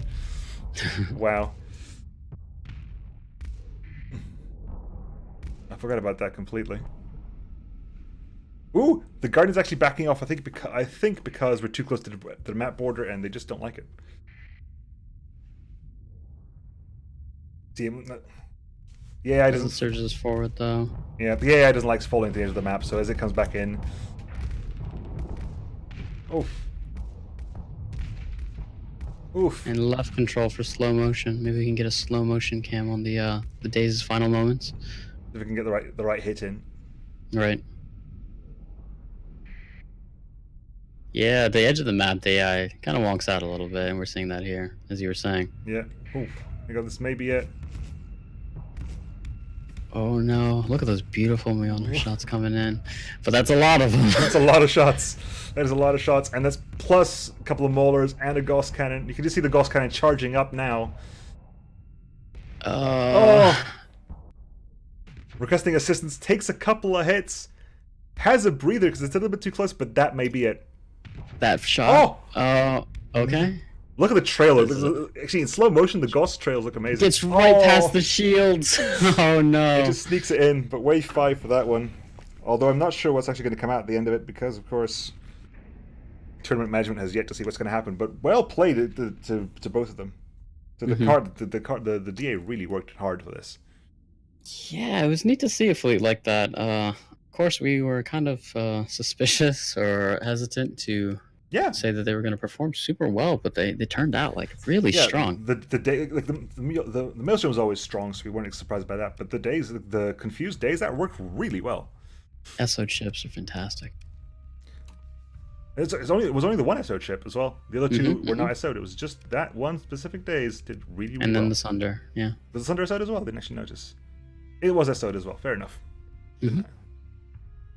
Ooh. And now, last one of the evening is Thago's also proper vanilla. Pure vanilla. And Veyra's Junk Pirates. And Thago's gone proper wide now. Proper full-on wide. With a single eagle as its flagship. Purple People Eater. All right. Purple People Eater. With 3 phase lances, heavy mortars, and an autocannon and a couple of reapers. You have great fit. 1, 2, 3, 4, 5 Spiker Omens, Antimatter Blaster, and a Reaper, so actually expecting it to do some work. 3 Overdriven Destroyers, which have SO Heavy Mortar Reaper Destroyers. That's a lot of high explosive damage happening right there. 3 Artillery Sunders, maybe? Yep, with high intensity in lasers and graviton beams. Gravitons? Okay. So this may have a bit of a problem when it comes down to the shields. But hey, Salamander MRM's Perdition Bomber Wings. We were expecting 6 Perdition Bomber Wings, I believe, with the suites. And also the Hammerheads have heavy mortars, railguns, and Reaper class torpedoes. So going heavy on the high explosive here. I think the idea is that with enough torps, you kind of compensate for the lack of kinetic damage with just like high damage numbers, and you eat that 50%. You're like, it's fine, they're torpedoes. They still do decent against I shields. didn't actually. There's a heavy machine guns. Heavy machine guns will do a lot of good damage against the. Yeah, that too. Well. Yeah, I misread that. And then we have the Vero with the junk pirates. We have here a Kraken class social justice battleship, Devastator Hellbore Tachyon Lance. So 3 big ships and burst lasers, heavy maulers, flat cannons. Again, a lot of torpedoes. And an insult drone wing, which includes a mini Vulcan cannon and IR pulse laser. We have 1 Goat class guillotine cruiser with another Tachyon Lance, salamanders, heavy burst lasers, PDs, and a shard escort wing. 3 Langustine class value form destroyers, perdition wings. Heavy blasters, Scorpion, which I believe is the built-in weapon for this. I just can't remember what it is right now. And then we have 1 sickle with a heavy blaster on it. Shoplifting frigate. Shoplifting, value form, guillotine, and social justice. The punk gyrates. I see.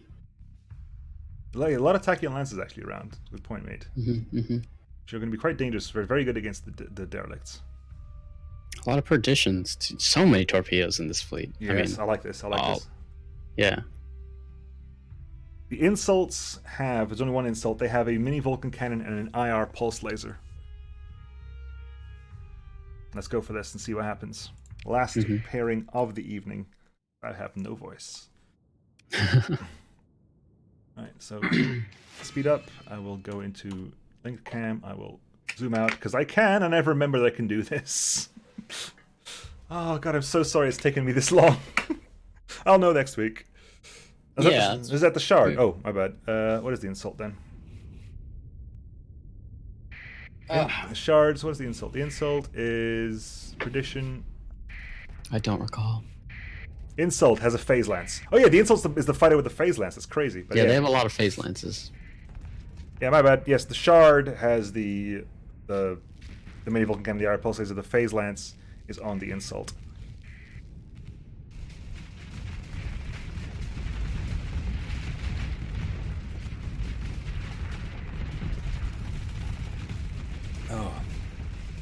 Seeing the opening bout, Enforcer kind of getting into the thick of it. Enforcers are pretty tough though, and just tanking it on shields. Condor there's directional shield. Taking a bit of overloading there. Got itself surrounded. I think is facing off against the Cavalier. That was some torpedoes there. Unfortunate early loss. That was a sad torpedo into the side of that Condor. That was a bit of a shame. Yes, that is quite a shame.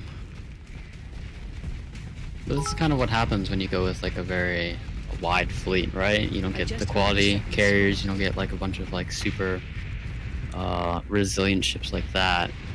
You're gonna take a lot of losses, I think, early on, but rather than trade CR and go for like the long game there, you trade ships. Yeah. And this fleet definitely has the ships to trade, right? Yeah, they've both gone fairly wide. I mean, the vanilla definitely went a lot wider than the pack, but going this wide, you never really want to change the carrier, because the carrier always, not just trading the carrier, you're trading the 2 perdition wings that went with it. Right, exactly, and that's the real loss there, right? A Condor, the hull itself is all but useless, but the perdition's really unfortunate. Especially in now, back when a fighter was its own unit, right? It wasn't a huge problem because they could just go to another carrier, but now that the fighters are carrier locked, it's a huge loss. There are a lot of omens too, and the omens tend to have really aggressive kind of wonky AI that'll slam into ships, and so it'll be interesting to see how many losses they suffer as a result of that, just eating explosions. and dying that way, and similar ships as well, but especially those early on.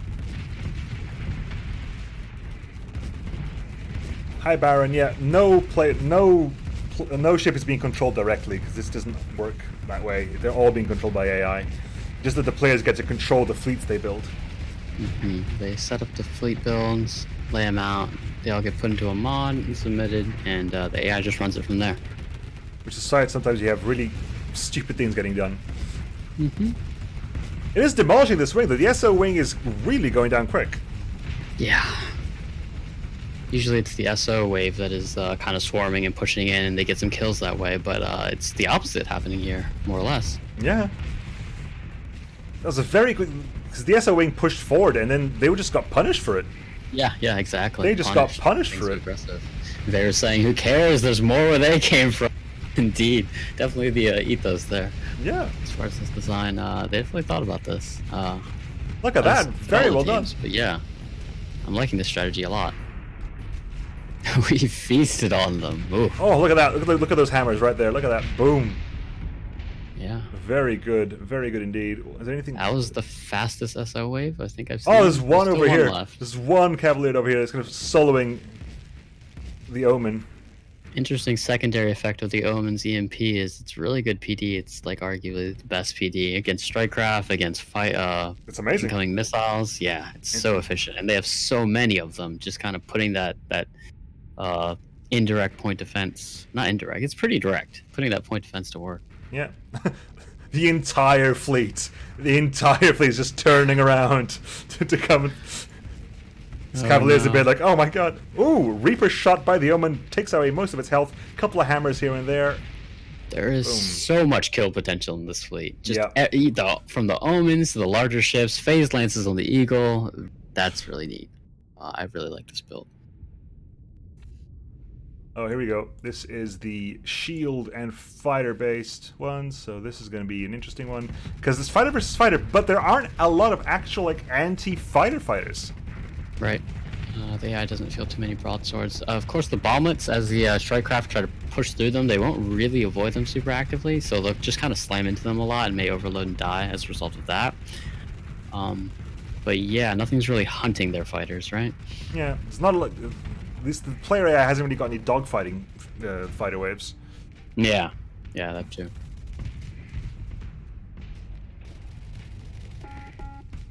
Berserkers are down, pickets are down.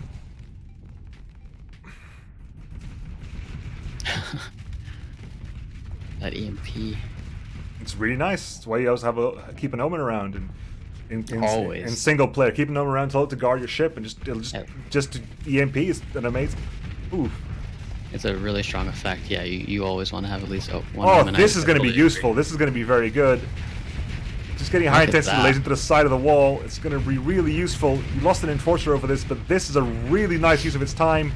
This wall is really starting things off on the wrong foot. Look at that. 2 Sunders with the high intensity lasers just got in there and just wrecked that side of the wall. It's very, very useful. Out of this fleet. Yeah. Those are 3 Sunders with high intensity lasers. They're going to work very well. Hammer's offering good support fire with those mortars, putting in that high explosive work. Yeah. That rampart has been like... I think, yeah, the EMPs have just flamed out the wall as well. Oh, look at the hammer barrage. Yeah. Oh, beautiful. Mwah. Absolutely fantastic. Solid wall kill. That was a solid wall kill. That was a solid wall kill. This has gone very well. I think we've seen a few fleets try this kind of strategy. We saw this with the BlackRock and the other combination, but this EMP is like such a big factor in making sure these ships get like jumped on and really locked down. Yep. Right? Absolutely. That's the biggest difference here is these Omens and the effect that they're having there. Look at that. Look at that ship. I mean, it's just a destroyer, but it's just completely crippled. Nice. That's one last hammer hit from one of the perdition waves there. And you go to wave 4. And the Omens, they're pretty fragile ships, but with that EMP, they give as much as they take, and they're not taking much when they're just locking down the enemy ships, right?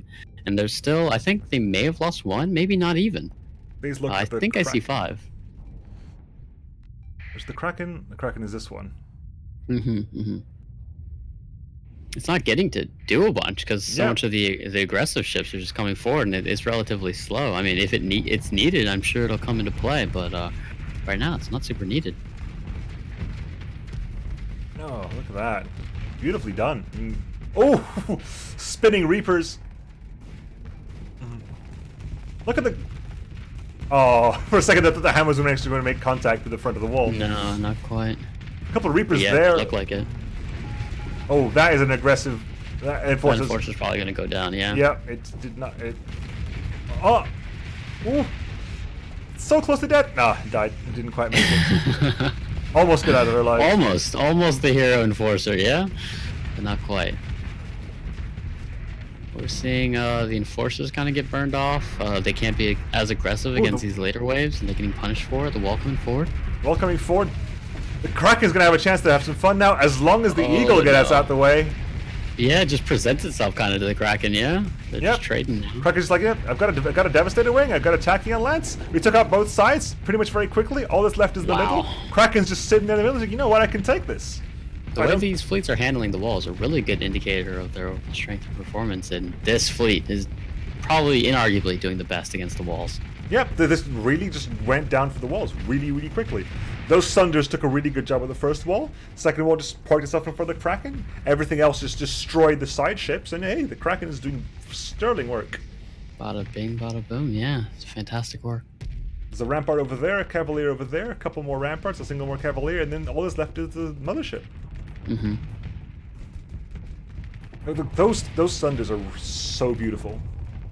Yeah. Putting out a lot of damage, beautiful beam work, and then the Omens working with them are just knocking out ships, and then the rest of the fleet comes and is like, alright, he's knocked out. Let's finish him off. Look at them just bumping around. It's a pinball machine over there. It's just like, boom, boom, boom, boom, boom. That's working really, really well. Those arcs just coming out, flaming out ships. It's crazy. It's so strong. Just like an Omen just gets within a certain proximity and it just starts knocking things out on the opposite side of the ship. It's really powerful. Omens are really good. Yeah, it's a solid ship. Really Probably, arguably the best frigate, especially for the AI to manage. Look at that. The Omens can completely shut down the spore ship, the mothership as well.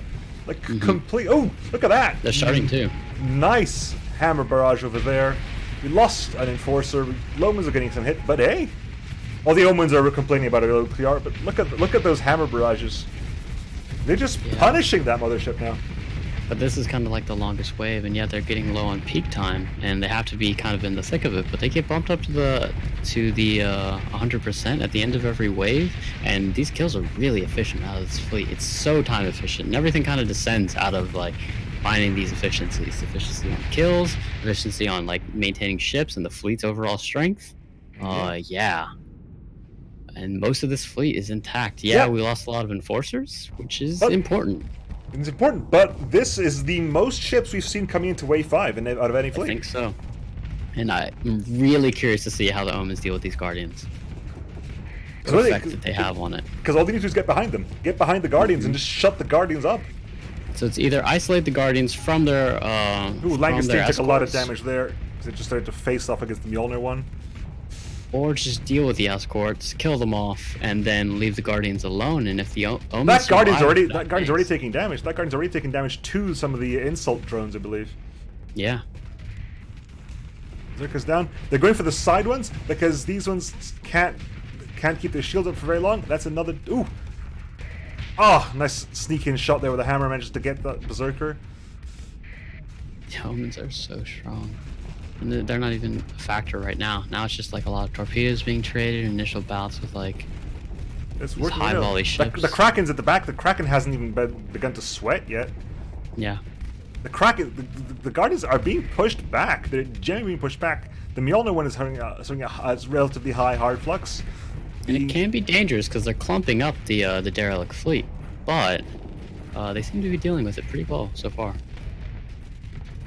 Yep. We may see Wave 6. Maybe I'm going to jinx it, but I think we may see Wave 6. This is working really well. Yeah. Those Thunders need to get back in there, I think, because those Thunders were really helping out with all those with the high intensity beams, but the conditions are working out. That's going to be a dead Bastion before too long. Because there you go. Cheat a little bit to add insult to injury, and yeah, it's going to get finished off here in a second, probably. Oh, Tachyon lands there. Beautiful shot. Beautiful shot. That's a rampart that's going to die real soon as well. What's happening over there on the right flank? It's shooting The at eagle. something. Oh, that's where the eagle's The working eagle's that just flank. the eagle's just soloing the Guardian with the help of a. Is that Langostine? I think it might be a Langostine. I don't know. But It's taking a lot of pressure off of the rest of the fleet, right? yeah. Look at this. Look at the pressure over here. The complete full pressure over here. That Guardian is getting hit on the side by several Sunders. Yeah. We're down pretty much to a Rampart, a Berserker, and the 2 Guardians. Once this Cavalier goes down, which is now. Right. All that's left is these 4 ships, I think. I think. Are we? We're gonna see Wave 6. I think we're gonna see Wave 6. I think we're Nemo. gonna see Wave 6. I think we get to Wave 6, which is fantastic. I wasn't sure, but this fleet seems like it's gonna be able to do it. Oh, that's fantastic. I'm really happy about this. That Rampart's got completely wrecked on all sides. Yeah. That Guardian's at about half health now. It's just taking shots from the Sunder because it cannot put its shields up. It cannot afford to put its shields up. So it's about 25%, no, less than that, 20% health, if not less. It's gonna go down. It stays numbered. That Berserker's about to go. It can't afford to. It's still got high flex. It can't afford to flex to vent. So it's gonna die. That is a dead Guardian. Yeah, they're keeping pressure on it. It can't get away to flux, and now the omens are coming in. They're getting ready too. Yeah, they Ooh, want. that's a dead Guardian. Wow, Dead. already dead. Dead Guardian. And it's just the one left, correct? There's just the one left, and it's already at about 20% health. Yeah. Look at that. The game is indeed afoot. The omen says, "Wow, that's a nice auto pulse you got there." I guess. Just backs off a little bit. Yep, stop And now scare. doesn't know how to maneuver. Just kind of spinning around. It's not sure what to do. That Guardian is. Look at those Reapers. Final wave. Oh, nice Final hammer wave. edits. What have we got? It is literally. It's the Spore Ship. You have got to deal with the Spore Ship. called Folks. It's the Spore Ship. It is. Good luck, people. This is the Spore Ship because A lot of DACA coming out. that is so much DACA. Oh no. Well, it's like you got this far. You just get to die to the broken ships. You thought the mothership was bad? The Spore Ship is deadly. Yeah. No kidding. You get to The die to omens cannot style. get close enough. It's just too much fire, and No. so that part of the strategy is a little weakened. Also, you think this is times 2? It's not. This is normal speed. It just fires that quickly. It's so fast. It just fires that quickly. Look at that. I kept wondering what that massive red ball is. It's like about 10 mining blasts just firing at the same time. Is that what that is? I think it's 10 mining blasts just firing at the same time, along a super long my. range. Just venting in the face of danger like that, just wading in. Look at that. Look at those shots. Not know what to do. Their only chance is to kind of work around the flanks, but even that. It has mines? Has he given it mines? Holy no. They're getting pushed back so hard. They get a chunk of it, and a decent chunk of the weapons along with it. Yeah, they managed to take out a chunk. Well done. But they just pointed out that thing has. Let's do a quick check and see what we actually have to work with here. Cause, hang on, let's go to Decent number of mod weapons that I don't. yeah, shield projectors, litany throwers, mining lasers. That's 5 mining blasters firing at once. That's what that is. Wild mix of what we have on this side. Items on the butt. Here we have there's an op for over here. Long range missiles. Yeah. Oh, hang on. Have we? I think we've done quite nicely. It's every section has a different mod. Look at this. This section. Oh yeah, the CPCs up there on the top left with the shatter yards. Yeah. That yeah. This is the DA mod. That's kind of cool. We have the DME mod. Here's going to be the Borkin. This is awesome. Oh, target flood. That's fantastic. This is the Battle Rock mod. This is awesome. Look at this. Cater on that side. Yeah, that's so neat. What did we lose? I don't know what we lost, but it was beautiful. But that's so cool. Try to fight you outdone yourself. This is amazing. This is really, really cool. And of course, the built-in massive, huge guns that you can never get rid of. It'll always have forever. But that is amazing. But can they kill it? They're gonna try. They certainly are, and they're starting off on a decent foot. It's not the worst, but they have taken quite a few losses already. It's a lot of damage. Omen coming in, getting some EMP arcs. Okay. It's pushing forward again. Dakota's down.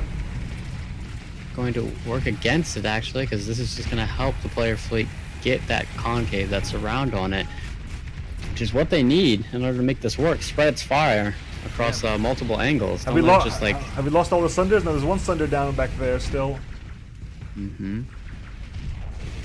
2 Hammerheads still up, 3 Omens still alive. The Eagle is about to go down, I think. Yeah. Yep. Again, the huge problem with this, of course, is the massive amount of CR we have to deal with. Like, not range, right. CR, range. Range. Because it's got the, I think it has the space station, like, range modifier. It's got insane amount of range. Look at that, right. look at that weapon go. What is that? I don't know. I don't know what this that is. might be from Tyrador? No, this is not Tyrador. This is something else. I thought it was DME, but DME's over there. I don't know what these are. Yeah, I'm not familiar with those. That's Archnesis? From Archnesis. Cool. Okay. Yeah, that's a dead Sunder, I think. Those big cannons are like, it's got everything else, and it's also got those big cannons. The Kraken. Oh, the Kraken managed to take out the another chunk out of it. The Blackrock mod. You see what mod it managed to kill? Yeah, right. It just killed the Blackrock mod. And what are we left with here? Yeah, I think just on this side we have the Kraken, a single Condor, a Hammerhead, and an Omen. Two Omens. Two Omens. I don't know if they can do it. We're really low on ships here, but definitely a strong showing. Oh, look at that PD, just knocking down all those Reapers that they're relying on. Yeah. But it's gotta come around first. It's gotta come around. What are we doing on Hard Flux? It's getting a chance to keep. It's gonna. Oh no! It just. It's doing damage. The Crack is gonna kill the Condor just by backing into it. Chaos and disarray. Oh, that up for firing. Look at that sound. Yeah, this will be it. I think we might end up with a single remaining Omen, or 2 single remaining Omens. That Omen is really the one to fight. But my God, well played to Thago and Vera. I mean, that has really worked well. That is fantastic. Look at that. It's really worked well. We have 2 Omens left. Really cleave through the initial waves and kind of had to square up against the 5th one, but went through that one too pretty efficiently, and yeah, made it this far with like only I think you can count on one hand how many ships that they lost getting to this point. Pretty close to that. The last Omen is like, what am I doing? I wish I could leave. Get me out of here. Look at that. Wow. The Omen's just like, now what happens? Tomsy says the Spore ship has the same minefield hull mod as stations. Uh-oh. Yeah, the last remaining ship is an Omen, which makes sense considering how much good the Omen actually did. The Omen was instrumental to getting this far. Ah, there you go. Interesting if it destroyed the central front module first, because then it generally destroyed the other 2 front modules. I see. Yep. Fantastically well done. Just amazing. Beautifully executed. Yeah. Very great finale. Nice. Final wave. Got to wave 6. That was amazing. That was really, really good. A huge GG to both Thago and Vera. We're just getting that far. It was perfect, I think. And as good as you could expect it, because let's be honest, by the time you get to wave 6, you're not really supposed to destroy the final wave. Right. You've already been battered to pieces. You've dealt with 2 Guardians the way before that, and then you got to deal with a brand new spanking, really well equipped Spore ship. Is yeah, really well equipped. Every mod's weapons, right? All the mod's weapons. Yeah, that was awesome. Great showing from all of our participants. Definitely Thago and Vera coming the furthest, but everyone, thank you for coming out and taking the time to build all these ships. Special thanks, especially to Tartaflat, for putting all this together, and everybody else who has kind of come into making this thing a reality. It's an awesome tournament, and this is just the start, right? This is just the first week of 4. Yeah, I can't wait to see what comes. This is the first week of 4. Tomorrow we have... hang on, I'll just quickly tab out. Tomorrow we have, of course, the Underdog stream being hosted tomorrow on the fantastic Chimney's channel, I believe. I think it's about the same time, but if not, just double check on the Starsector Discord or my Discord. Word will get out to you at some way. So there will be an announcement. There will be an announcement. Yeah. They will be hosting that tomorrow. I think roughly about the same time. Just finals before I head off because I need to rest my voice. Huge thanks to Mav for casting with me. It was really good fun. Mav, if you want to plug yourself, please, because you more deserve it. Yeah, actually, at the end of this, I think I'm going to take a quick break and then probably stream some Starsector if you guys want to come by and talk, especially about the tournament. I'm probably just going to start a new playthrough, but I'd like to see what people have to say about like everything that's going on. But also in the Discord, I'm sure there'll be some discussion there. And definitely part of the point of the tournament is to talk about like balance and what is working. I think the omens will be an interesting point of discussion, for example. So yeah, thank you so much for coming out, everybody in the community. It's good to see everybody in force. Yep, thank you very much all for watching, and I will catch you all either at my next video, my next stream. Maybe I'll see you hop on tomorrow during the stream, or if not, then next week. Not sure when, but I'll be casting with Mav again. For round 2, which I believe is the Pirate Armada, which will be far more interesting. Yes, yes. Right, bye folks. Take it easy, everybody.